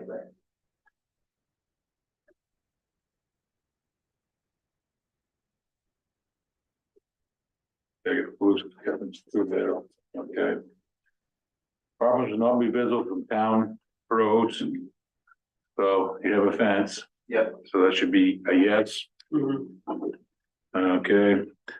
If industrial operates quick storage visible from adjacent dwelling, fencing, landscaping, screening, trees, shrubs, and berms will be installed. So you have a fence, I think the fence is out, okay? provided it's maintained. Landscape requirements, yes, no, and no, and a. There are plenty of trees, right? Yeah, trees all around it, so I'm gonna say an A on that. Operates type of service supply limited to the scope of application. An increase in scope will require a new updated permit to approve the increase of scope by the planning board. So if you make changes, you gotta come back. If you want bigger or more or crushing or anything like that, just letting you know. Yep. Okay, number of employees, None of them. none, but I mean, you, With, yeah, me, so one, I guess. would you have a helper at any time? With a plan of a helper, yes. So you need With two employees. people, let's put down two Plan on having more later. within the next couple of years, No, potentially. I don't plan on more than two. Cause it wouldn't hurt you to add more people now. Whereas if You you don't wanna have add to more have people that. later, So, you don't, would it be you gotta better go back. to say like 5? Correct, yeah. Okay. Why don't we say 5 employees?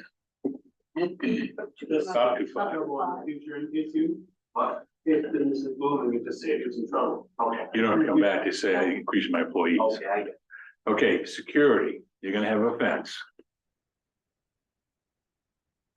And that's it, no lighting, right? Correct. Okay. So children don't get in there or whatever, you know what I mean? Okay, hours of operation. Yeah, I don't have the old, reason why I'm going through this is we don't have, I don't have a copy of the previous.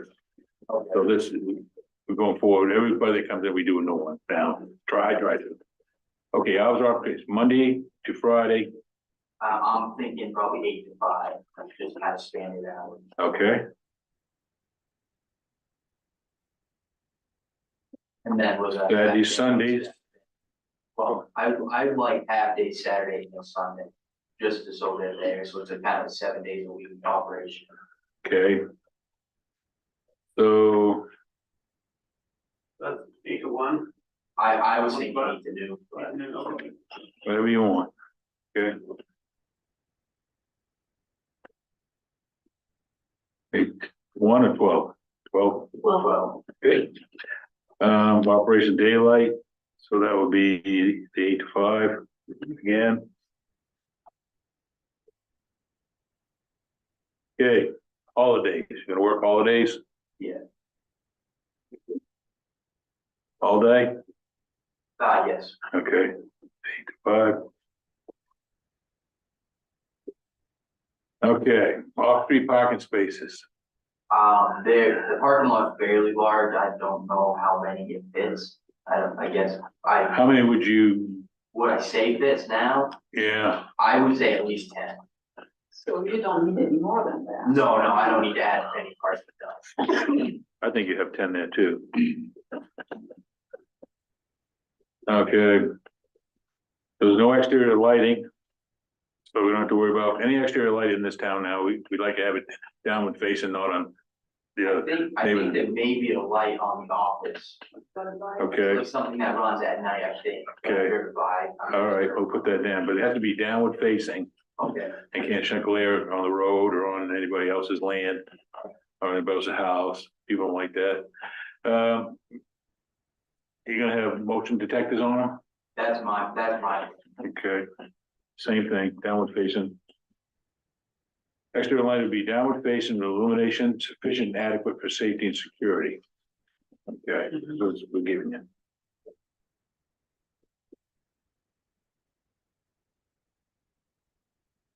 Okay, you need a sign, do I need one? like an advertisement sign or? Yeah, I'm gonna get one, yes. Okay. Okay, this has to be the term requirements, how far it has to be back from the road, the corners, and we can't block snowplow, can't block people pulling out of, road, like out of your place. Yeah, Gotta have it back a little bit so they can pull up with a car or a truck, get out. all right, All right, so Those regulations are easy for you. they're in the ordinance, yeah. So we'll go like that. How big a sign you looking at? We'll put that in there now. Maximum is 4 by 4. My plan is to do above the fence entrance, on top of the 4x4s. That Okay, was my plan, and then on the office building, there's also the spot for the business name too. okay. Now, how big a fence sign do you need up there? To be the dimensions of the road entrance there, is that what you mean? Well, how big a sign do you want? I mean, I don't want a super big sign, I think the one there would probably be 8 by 3. I think to cover the whole driveway entrance vehicle, about 8 feet wide. But I think, That's in off the road quite a bit, right? yeah, Yeah, that's not like a sign right on the road. That's- oh, I don't have any, I don't want no signs like on the roadway, I guess. Well, I guess I don't see an issue, but I don't, okay, I think the reason we have that maximum is to preserve road sight lines, right? yeah. Is that why we have? You can have a bigger, maybe bigger, there's no real dimension sign. What we usually use is this, I use the town. That's like 4 by 5. Yeah, the one on the building that's there now is, I would probably say it's like a 3 by 3 or 3 by 4. Right, It's I can it's stay. fairly decent size. If I have to stick with just that, that's fine too. Okay. If that makes it easier. It does a little bit of that. Cause we make other people do the yeah, I same just thing. know what he's kind of thinking is, I mean, it's in off the road like 50 feet, so it's not, having a big Okay, sign It's like over. a fence Yeah. extension. Yeah, okay, well, Part of it. make a number. If you want, I think you can just write sign over driveway opening and fence yeah, over opening and fence, specifically, just Kind of so, like part of the fence. yeah. because. that I makes think it we think clear. of signs like you were explaining, like on the roadside and not blocking visibility coming down the road, but that's gonna be more parallel with the road. sign over driveway opening in fence? Yeah. I Okay, think that's clear enough. okay, noise will not exceed 65 decibels to the nearest property line. So you gotta, that's pretty loud, but I mean, just give me a hammer at 10 o'clock at night, you know what I mean? Right, Out right. there. Well, if it's under 65 decibels. Get you good. All right. Okay, operation will not create emissions, dust, dirt beyond the property line. Also apply during construction phase of the project. So dust has to be on your own property, Okay, okay? And then along with that, it says may require resurfacing access road, use of water tenting to mitigate dust. Halt operation if the wind direction speed is not favorable for operations, okay? So if you're blowing a lot of dust, you gotta stop. Odor control, I'd say that's NNA. I think it's relevant because of the fluids, transfer of fluid. So, yes, on odor control for, I think just, if you prepare your barrel or see it. Right. It's just, it's all the same, it's all the same. Okay. Just keep the barrel stuff. Okay. That's all you have to do. Yes.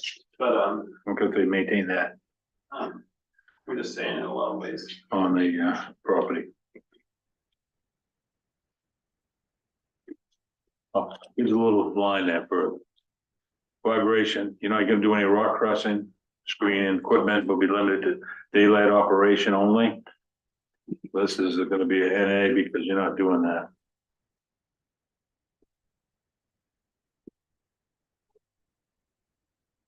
Okay. Also, any additional concerns of the planning board due to any the nature of operations not listed above? No. Okay. Vehicle protection actuator operators with limited conditions to approve these performance standards with regard to hours and daily operations. We've already talked about that. You agree to 8 to 5 during Monday through Friday. And then weekends. It required access to the public with restricted, controlled, or insecure. You wanna do that? Yeah. Okay. You just don't want people driving in there, or right. children, or, anybody in there that shouldn't be in there. Adequate capacity on the roads, I believe so, on that road. Has been. Are you gonna add any more driveways? Not in the proceeding. Okay. 0.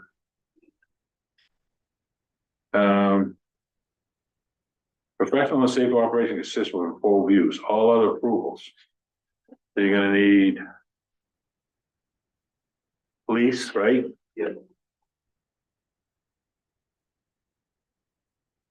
State approval.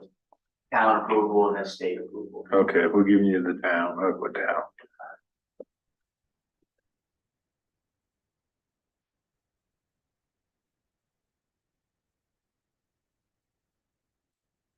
Okay.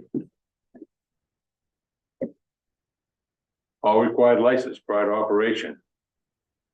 You know, they have to have a license for that, I guess. Fire department acts, South Island Project will verify the site has access for adequate prior to commencement of operations. It's already operating.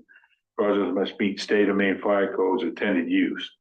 So chief, basically what he likes is to turn his truck around there, stuff like that. So, you know, see David if you need him. Okay. Actually, I think we used that to turn fire trucks around. Yeah, For quality control. I use my driver too. That will be limited to material disturbance activities, maximum 2 acres for development projects. Shall comply with state of Maine provided guidance of erosion control, groundwater monitoring, fuel storage, and any reclamation. So this kind of to me, it's yes or NA. No, he needs a multi-sector general permit for stormwater distance. Okay, so he needs. Yes, I won't say that again, Terry. Multi-sector general permit for stormwater discharges, and then it goes on, but he and I don't know what we're talking about. Okay, multi-sector. One more time. Multi-sector general permit for stormwater. Yeah. Just trying to save us a word. Each time she says it, it gets shorter. Good.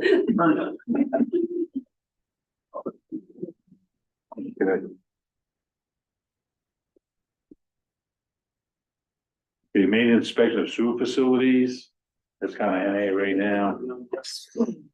There. Applicants and agents will comply with all federal state requirements. Yes. Okay. Did I miss anything? Based, okay, based on the above findings with specified conditions, the applicant for approval under land use zones was, need a motion. Oh, yeah, I move to approve this application with the conditions stated. Okay. Anyone second that? Any further discussion on the matter? Travis. Oh, Travis. Okay. Okay, for the vote. Gay, Burbine, Travis, aye. Okay, vote of 4. Favor, 0 opposed. 0 abstained. Okay. I have to read this thing here. The South Island Land Use Ordinance, Section 5, paragraph B5 permits shall be denied if the proposed shall not be denied if the proposed use is found to be in conformance with the provisions of this ordinance. So that means we can't refuse you, but you gotta stay within the okay. Yep. Okay, so it's March 28th. Well, good luck with your new operation. I'll be here with Terry with this and then any other thing that I need. One question, so with my lease, if I get that all squared away like next week, do I Yeah, have to wait for the next meeting? you're done with us. You deal with Terry from now. If it's good, then I just handle with Terry. Yes. Terry will, we'll do this permit and Sounds good. talk about whatever things I get from the state if they ever come down. All right, sounds good. What's your father's name anyway? Jason. Jason, I think I know who he is. Yeah. All right, good. Congratulations. Thank you. Okay, next, we gotta move on to, Am I good to go? yes, I done it. You guys have a good night. You. Thanks for being with us. Travis Wilson Construction Screening Room at 10 Violet Lane. Yeah, the address is wrong on Okay, that. I think that's what the other bit. so I brought the, okay, wrong one, what was the address? Is that 33? No, 110. Oh, It's one- where the business is now, where Okay. What is it? 110. Yeah. Oh, my God. Or 11 Bartlett Lane. Okay, I have 10 Bartlett Lane on the original one that we did, 1026. Yeah, 20, no, it's 23. the, where the business currently is. 110 Elm Street. Where, okay, that's what, is that across the road, that one? Yep. Okay. Alright.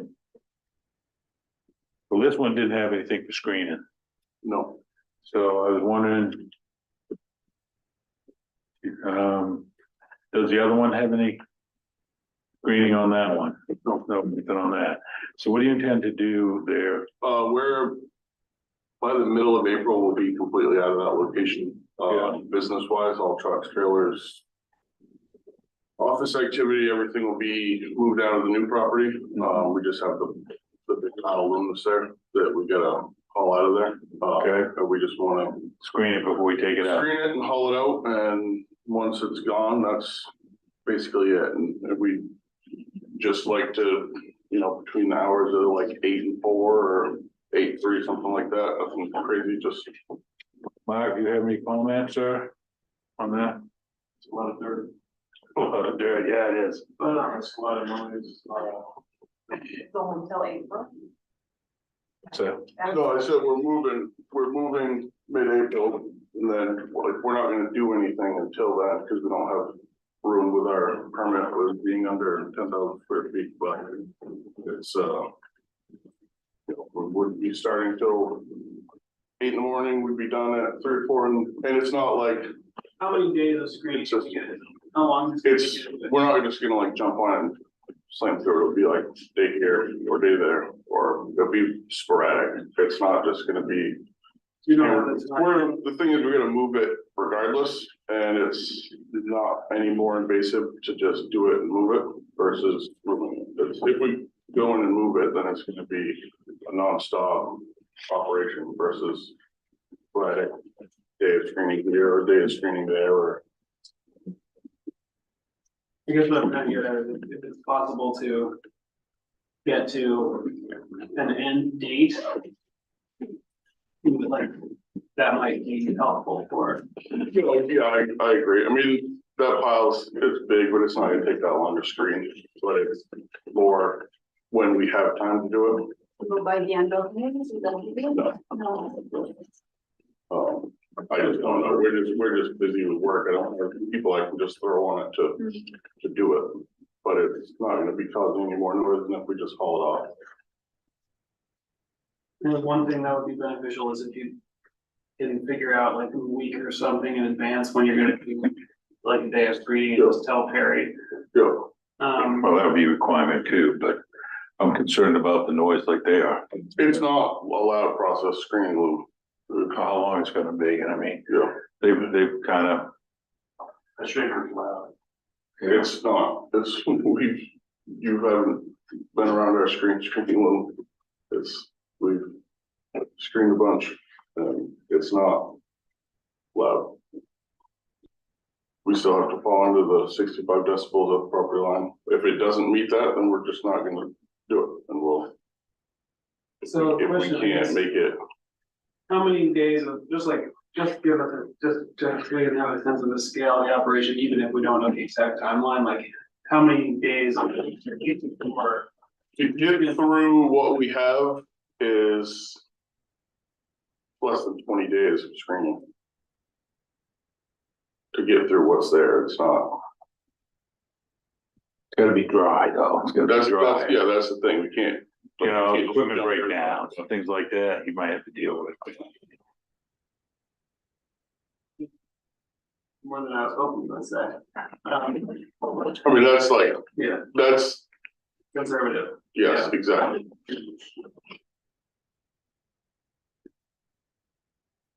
Well, I'd like to see it gone and have them, you know. Well, that's my goal, is to clean it up, and we're gonna be there with equipment regardless. The equipment we're using to screen isn't, Well, let's say if it doesn't, screen doesn't go that well, would you want them, we'll just move it?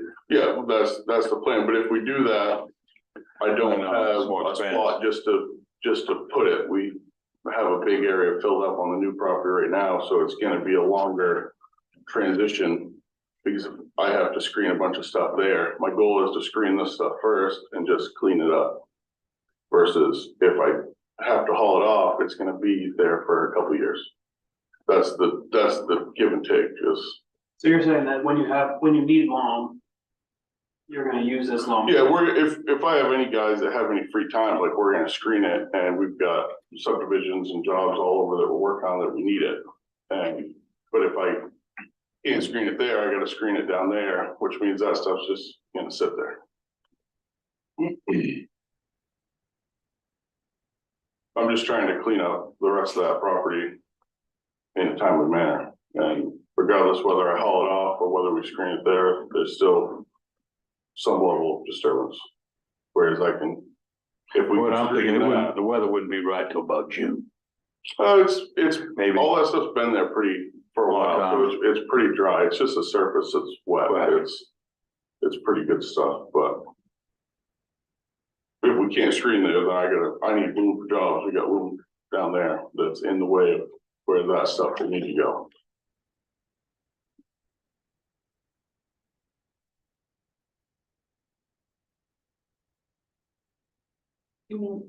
What, do you have an objection to the operation?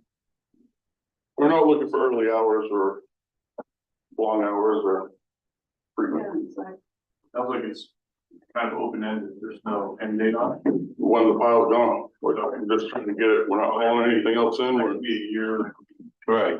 2 years with, just, a shaker going. And we'll go back because to if the it's work. going, the pile's going.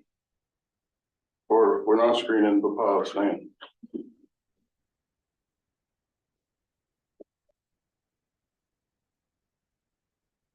So the disturbance comes only when he's screening and howling. And if he's not screening, he's not gonna be bringing trucks, there won't be any noise at all, just the pile will be there. Well, no, there'll be trucks, because we'll be hauling it off. Okay. Every once in a while, there's still gonna be Dump a trucks, level of disturbance, it's just that pile's gonna go Until a it's lot slower. gone, okay, yeah. could be dump trucks hauling back in, loading, loading rock, loader back and forth, like all constantly, so, going back where we were, like you said, he's gonna take it out. That's gonna happen anyway, but the shaker's a whole different show. It's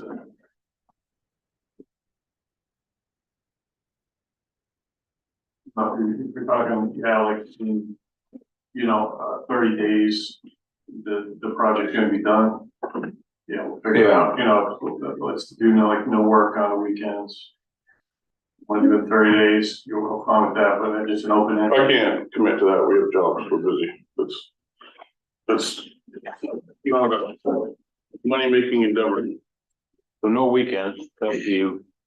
I'm not looking for that, No. I'm looking for very minimal hours of allowance, and that's. So you have Fridays off, right? You don't work Friday, I have chills going on. so. Really Friday, Saturday, Sunday. I mean, if you're home, you know what I mean?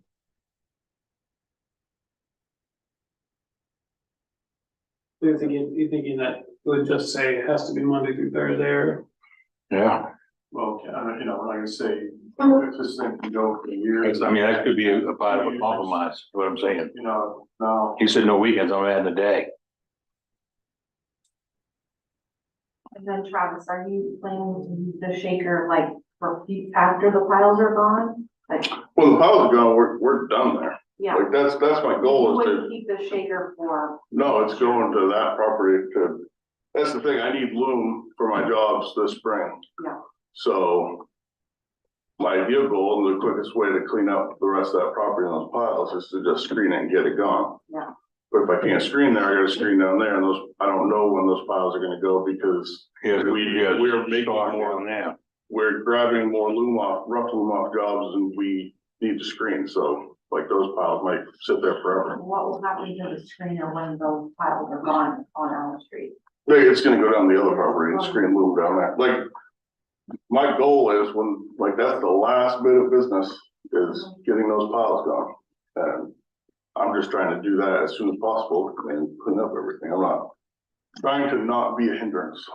And by screening there allows those piles to get out of there as quick as possible. I'm not trying to do early mornings, late evenings, any day, like I'm trying to be as transparent and open and, you know, work with whoever, whatever. I'm not trying to make a bunch of noise. I'm trying, you know, you guys are home, like, we would, you know, if we're screening and you guys are homesick or something, like, call me and we'll stop. Like, it's not my goal is to make enough so we don't need to rely on it, but if I have some free time for people or whatever, we can get some gone to jobs and stockpile our clean room pile down there.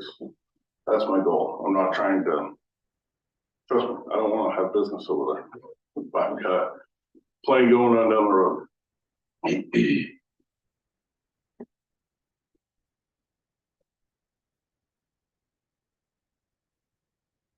So it's gonna be, we're gonna file, we're gonna screen it, move files over to the new location. It's gonna happen in a certain amount of time. Well, what's realistic? Is it like 90 days? More realistic and 4 days a week? So she doesn't have to. No, cause it's not like I'm not dedicated to that. It's No. As needed basis. just like, yeah, my goal is to get it done as quick as possible, but we're just overrun with work and I know. can't just dedicate crews to that, but as I need it. And if we occasionally are moving from job to job and we have a Friday that's an off day or a Monday that's an off day that we're switching and we're gonna just, we can screen like 1,000 yards in a day. Right. Like there's like 8,000 yards there. Screen 1,000 yards. Once you get it screened, would that be something that you take to a job or take to your other site? We'd be taking it to The job. if we don't, yeah, if we don't need it on jobs, it's gonna go to the other site, but right now we've got, I don't know, like 3,000 jobs going, so we're gonna need it on jobs, but we have an area for that we stock screen loom that we buy right now, and it will be going there if we don't need it immediately on jobs, just to get it off site as soon as possible. How many, when you say sporadic, I mean, how many days a week would you be over there doing it? You don't really know. It might be none, or it might be like a couple. Cause sometimes we just, you know, we're waiting on materials for a job, we're waiting on approvals, and we have a couple days that, we can't start this for 2 days. I can throw 2 guys on it to screen a bunch, and we can do a lot in a day.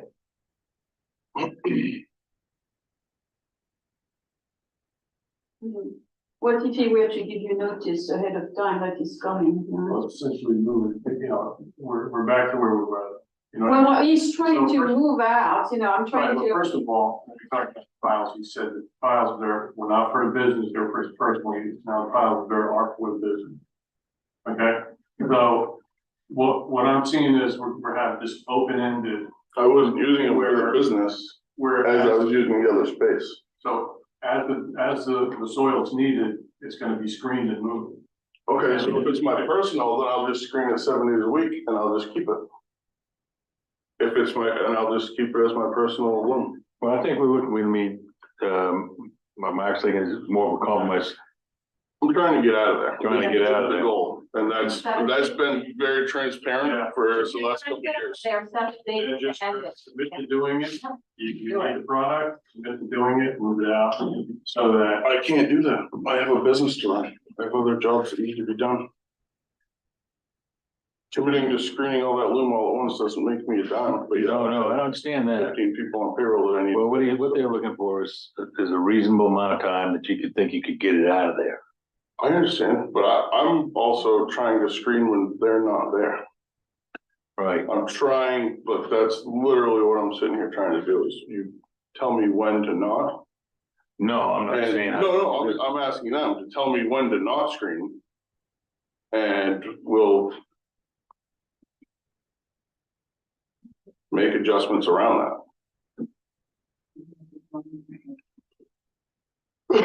Just the more availability I have, the quicker it can be gone and done and cleaned up and Mhm. turned into lawn over there and look nice.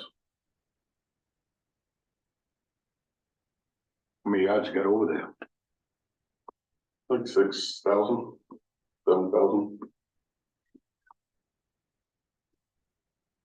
Well, I would say no more than 4 days a week would be one of my suggestions. Monday through Yeah. Thursday. And kind of a somewhat of a priority. But you want an end date, exact date, Well, we agreed to a year last time. right? And now, so, the whole summer, we have time off on summer vacation. You're at home and You don't want to hear that. And I just said, if you're home and we start the screen, and call me. I'm not, I am trying to screen Loom when nobody's around.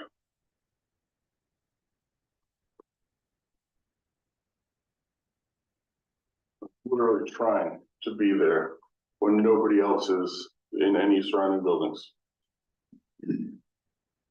Trying to make it so nobody hears me. I think it'll go pretty fast. It goes quick. It goes quick. I That's mean, the thing is, it's all been sitting there for a few years. It's all people decomposed pretty start good. projects and it goes pretty good. It's, I know Randall Brooks had a big pile of Freedom Drive and went very fast. Guys couldn't buy fast enough. well, I mean, we have a like 40-acre subdivision we're doing in Camden. We need, I don't know, a couple thousand yards of loom on that, like this spring. So and like that, 6,000 to 7,000 yards includes the pile down by my barn, which is well away from there. If my goal is, if it's dry, to screen on the backside of that pile. That's And then shielded work by the toward their pile house. from their house. Yeah, I don't want to screen because I have more material down low, but if it's wet, the spring, some of that's not an option.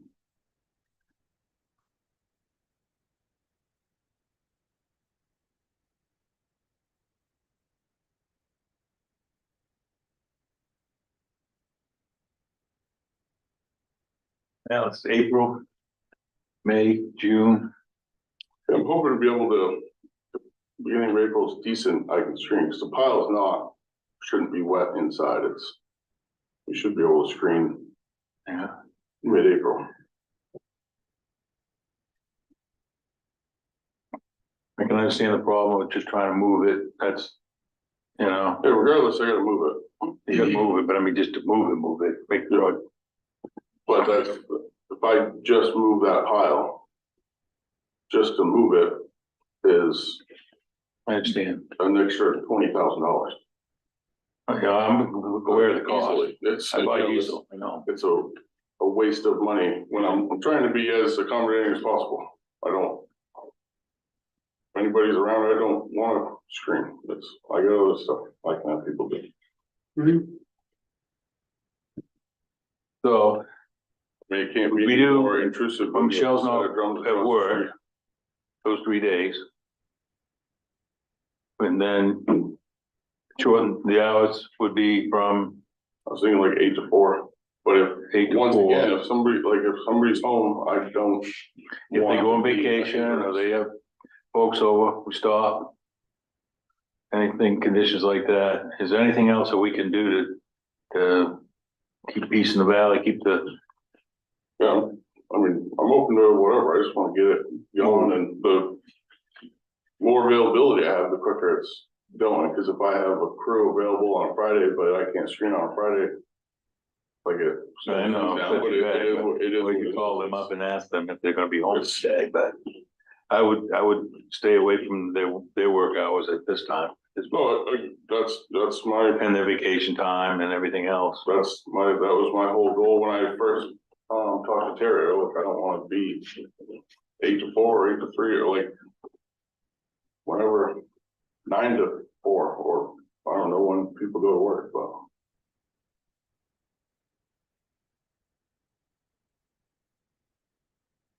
So with permission to screen, 8 to 4 or whatever time windows, up to 5 days a week, if it doesn't interfere with the neighbors, and with the drop dead date of end of June, like meaning whatever has not been screened by the end of June, you are going to move. So that by the end of June, I won't move, they know, it's gonna sit there. what's that? If it's not screened, It's it's gonna gonna stay there, that's what I'm saying. Okay.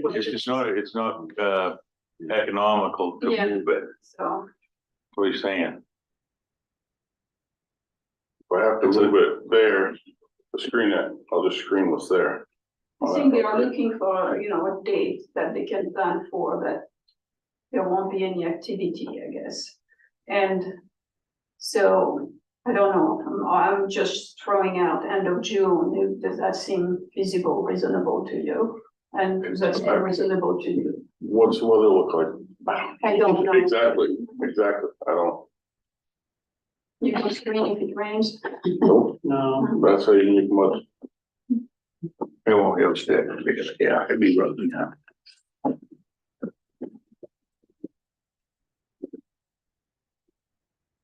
because I think just from a permit perspective, we have to put some kind of end to it. Just because. I mean, it might, like, the end could be like when pilot done. Well, that's like, we're not hauling anymore, and to be honest, like, well, if we get some room freed up or whatever, as we're doing it, we'll probably be hauling some out if, you know, screening slow, we got trucks kicking around, like, we're gonna be working on getting things moved regardless, but the ultimate goal is to get the piles gone. With the caveat of, I also need screen loom on jobs, so if I can't screen there, I gotta screen loom down there, which is gonna take the resources from removing the pile from there. Does they got a truck? You come down 73, yeah, guys heading over there, could he load a load, take it down there while he's on the way? If we have, Stuff like if that. we have the equipment there, To load it, yeah. that's the thing, we're not trying to. If I can screen there, we'll have equipment there, but if I can't screen there, there's, like, we're not.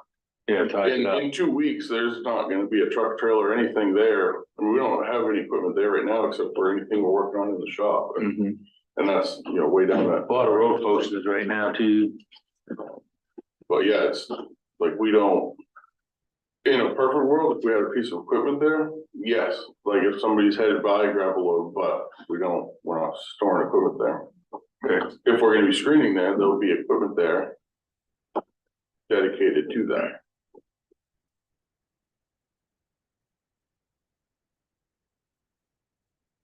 The only thing I'm kind of suffering is like Mark says, the end date, and I know he wants to get it moved. You know, it's a struggle for you to just to move that too. So I'm, I'm trying to figure out some kind of happy medium here if we can get one. Yeah, I just. With workload and weather and all the other, and my shoulder, like, I know. It's like. I would love to say, yes, I have a crew of 5 guys that are gonna stay right on it, we'll have it done in 2 weeks, but. I'm losing people and don't have crew enough to do what I need to do now. Yeah. It's, I hear it from my I son. don't live in that world, I have an abundance of help and no work that needs to be done.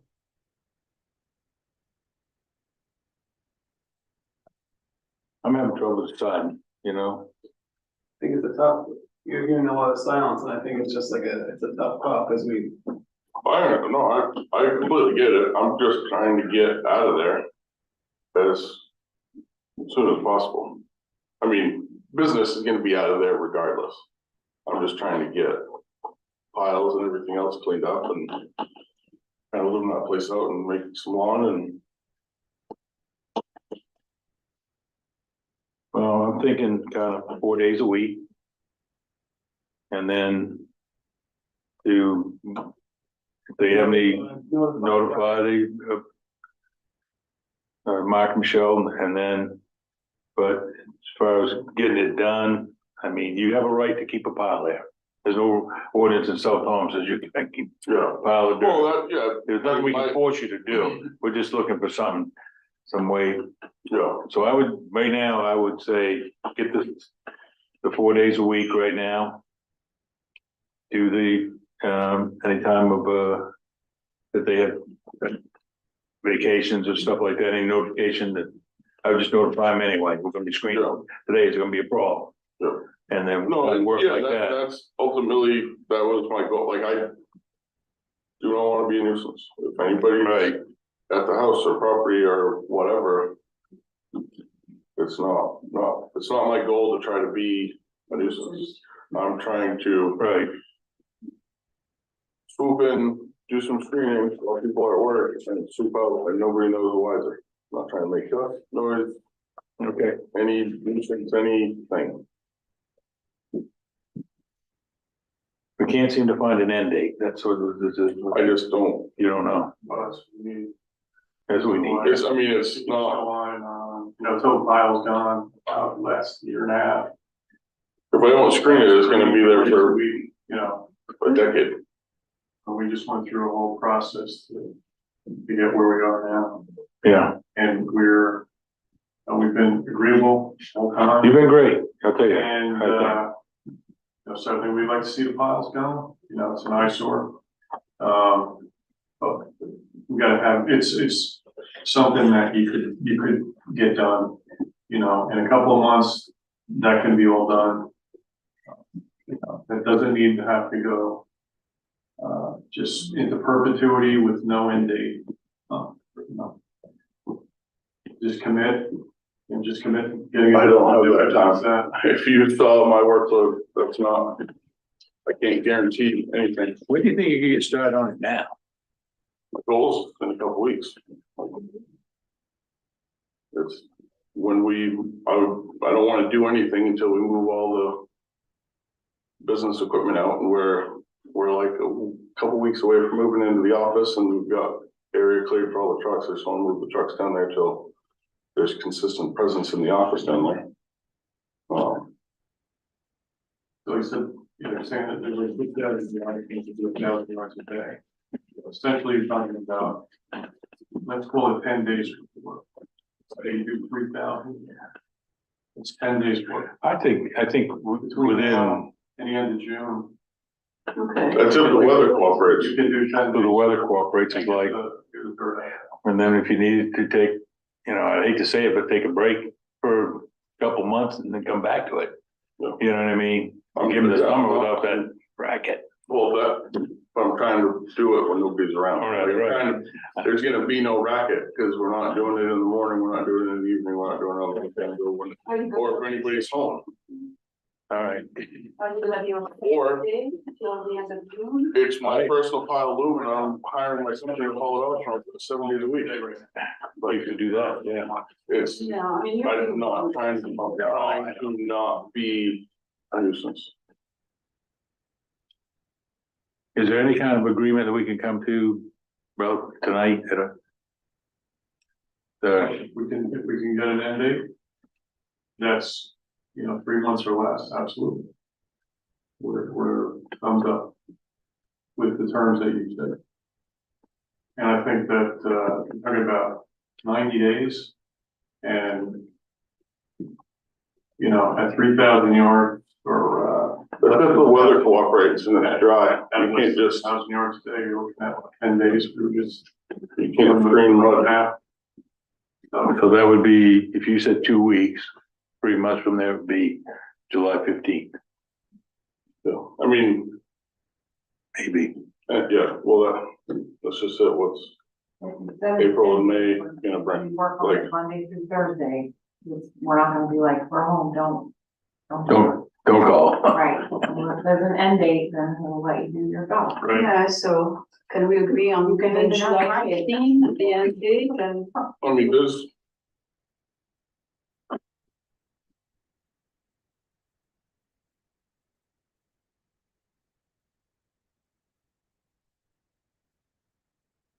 I'd say like the end of July.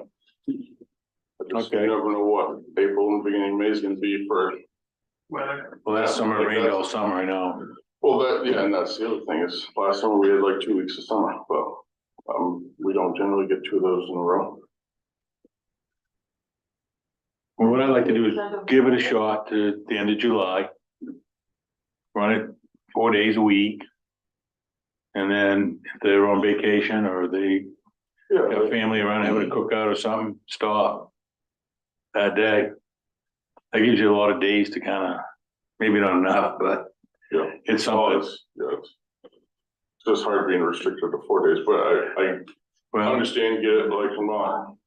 Well, Just call her It just takes something like. Then We didn't. willing to do 5. We didn't create. Yeah, I think that we No. need to do 5 and, you know, if we can agree on the end date, we're done. I mean, it's like, you know, It'd be more than yeah, helpful. let's, okay, so I think let's talk, you know, June and now we're talking end of July, so right now. It's weather, it's weather. it's weather related. It rains in April and May. Can't. June, July. Yeah. Less in July, so I think, I mean, right now. We started end of June, we counter with end of July, that's, Let's do midpoint.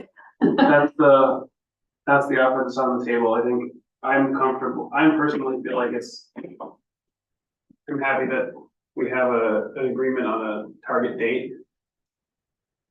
I mean, ultimately, the end of May. And June and July are decent screening, generally decent screening Weather. time. Yep. Pretty much all of April, like, it might be good in April, it might not.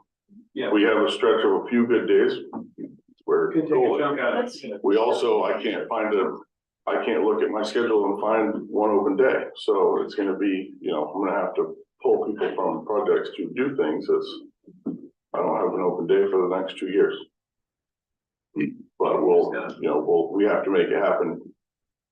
Yeah, because you need the loan, first of all, and secondly. I think it will go. I I do too. I think it If we definitely have will. some decent days, it's not just, it's, Okay, just let's put the date and. Okay, the date is now end of July, and I think that we should go with that. And hopefully Just it'll be please, done like, much in- earlier than that. And just good communication about when the screening is gonna happen. Make sure that, You're not disturbed. I think I'm hearing we shouldn't put a restriction on the exact days it happens, but we want the communication is more important. So you're not getting surprised. And you're not getting something that you, like a certain day, you have the ability to say not to. Fair enough? absolutely, my goal is they don't even know anything's happening, like, it's not. I hear you, that would be. If there is any knowledge of what we're doing, that's not what I want. Okay, I think that's. It isn't a bit, like, we don't actually have an application before us, this is more of a discussion.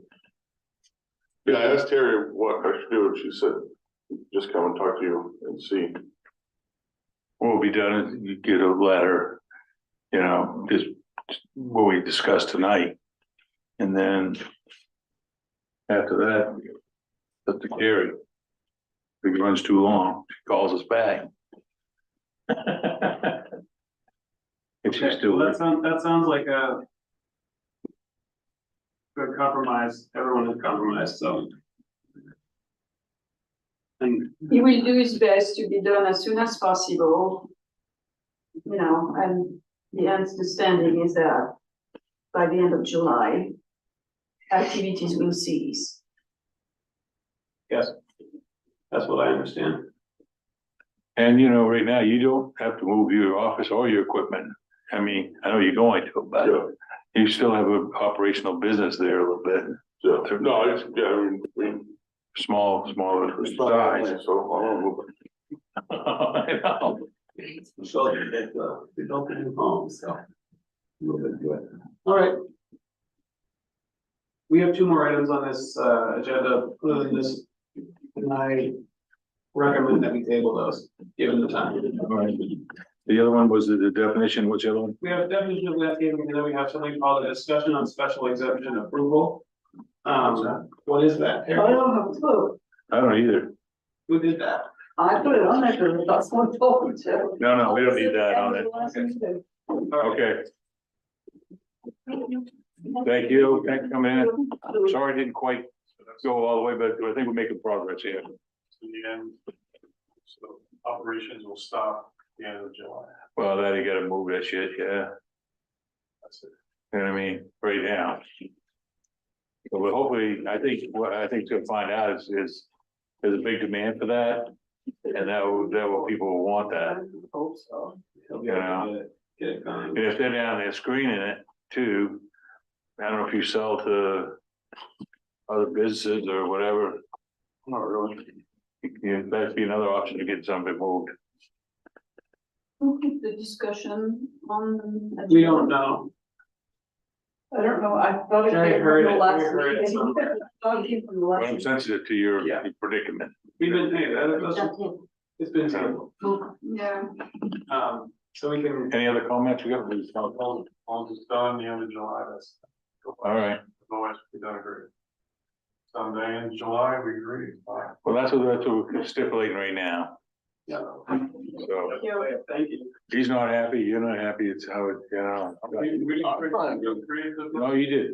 Yeah. I understand. Doing what, yeah, obviously we're fixing up our house and being good neighbors. Yeah, That was it. yeah, done a great job with that place. Following everybody. But we want our peace and quiet. We pay taxes, we bought a home, Right. you know, when we're at home, we want to have our quiet time and whatnot. You know? And that's not giving, No, you guys want the same thing. sure. Thanks, everybody. Thank you, Mark. Thanks so much. Okay, action items for the next planning board meeting. I think we have to wrap up the landscaping thing. I think we don't actually need. Probably don't need the discussion about special exemption approval. I think, No. Carrie, my memory now is that the special exemption is. Earl was talking. We were talking about special exemption, I think. That the thing that was being discussed is that the term special exemption has largely been removed from the landscape related ordinance and place with yeah, conditional. there was something in Jeff's write-up also that, Well, he that- didn't finish. No, it's the discussion, but I think that there's actually not an action. Regarding the 10,000 square feet thing, you know, like, that discussion for business, I was reading it, that doesn't feel completed, you know. That I do not understand what you're talking about. Yeah, Sorry, maybe okay, too so late for me. in the, you know, in the document that was distributed regarding to the public hearing today, if I can find where it is. Oh, yeah, that sounds confusing. Yeah, the other land use ordinance changes.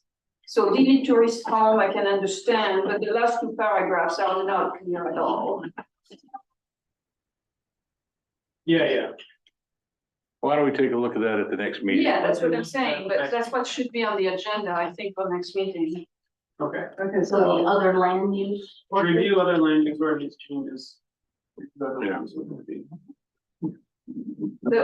Just the paragraph starting with Just about 10,000 that meeting, I'll call you right back. Well, we might as well look at them. That's not too late. So let's go next month. Will you not be here in April, you said? No, I leave tomorrow. Okay. Oh, good. You be here in Yes. you're spoiled with it, it's not. Hey, In the minutes. That's very kind. I'm still on the plan board. And meeting, imagine, right? Bob, you can do that. So, we're adjourned? Wait a minute, set a date for the next meeting, Oh, yeah. Can I get these two beginning? 18th of April for now. It's. Does that work for everybody? Yeah. Oh, I think so. Okay, I'll be here. that's what I'm. It's on the calendar. When's your next meeting? 18. No, but you're leaving, so you probably. That's the day I come back and I'm not coming here. Well, we can make it another day. Are you going to go to see the eclipse? I'm hoping to be around Indianapolis for the eclipse because I'm leaving Maine to see grandchildren. And Will the next week be better for more? Is that what we want to do? Oh, I can always. Okay. We have a motion to adjourn.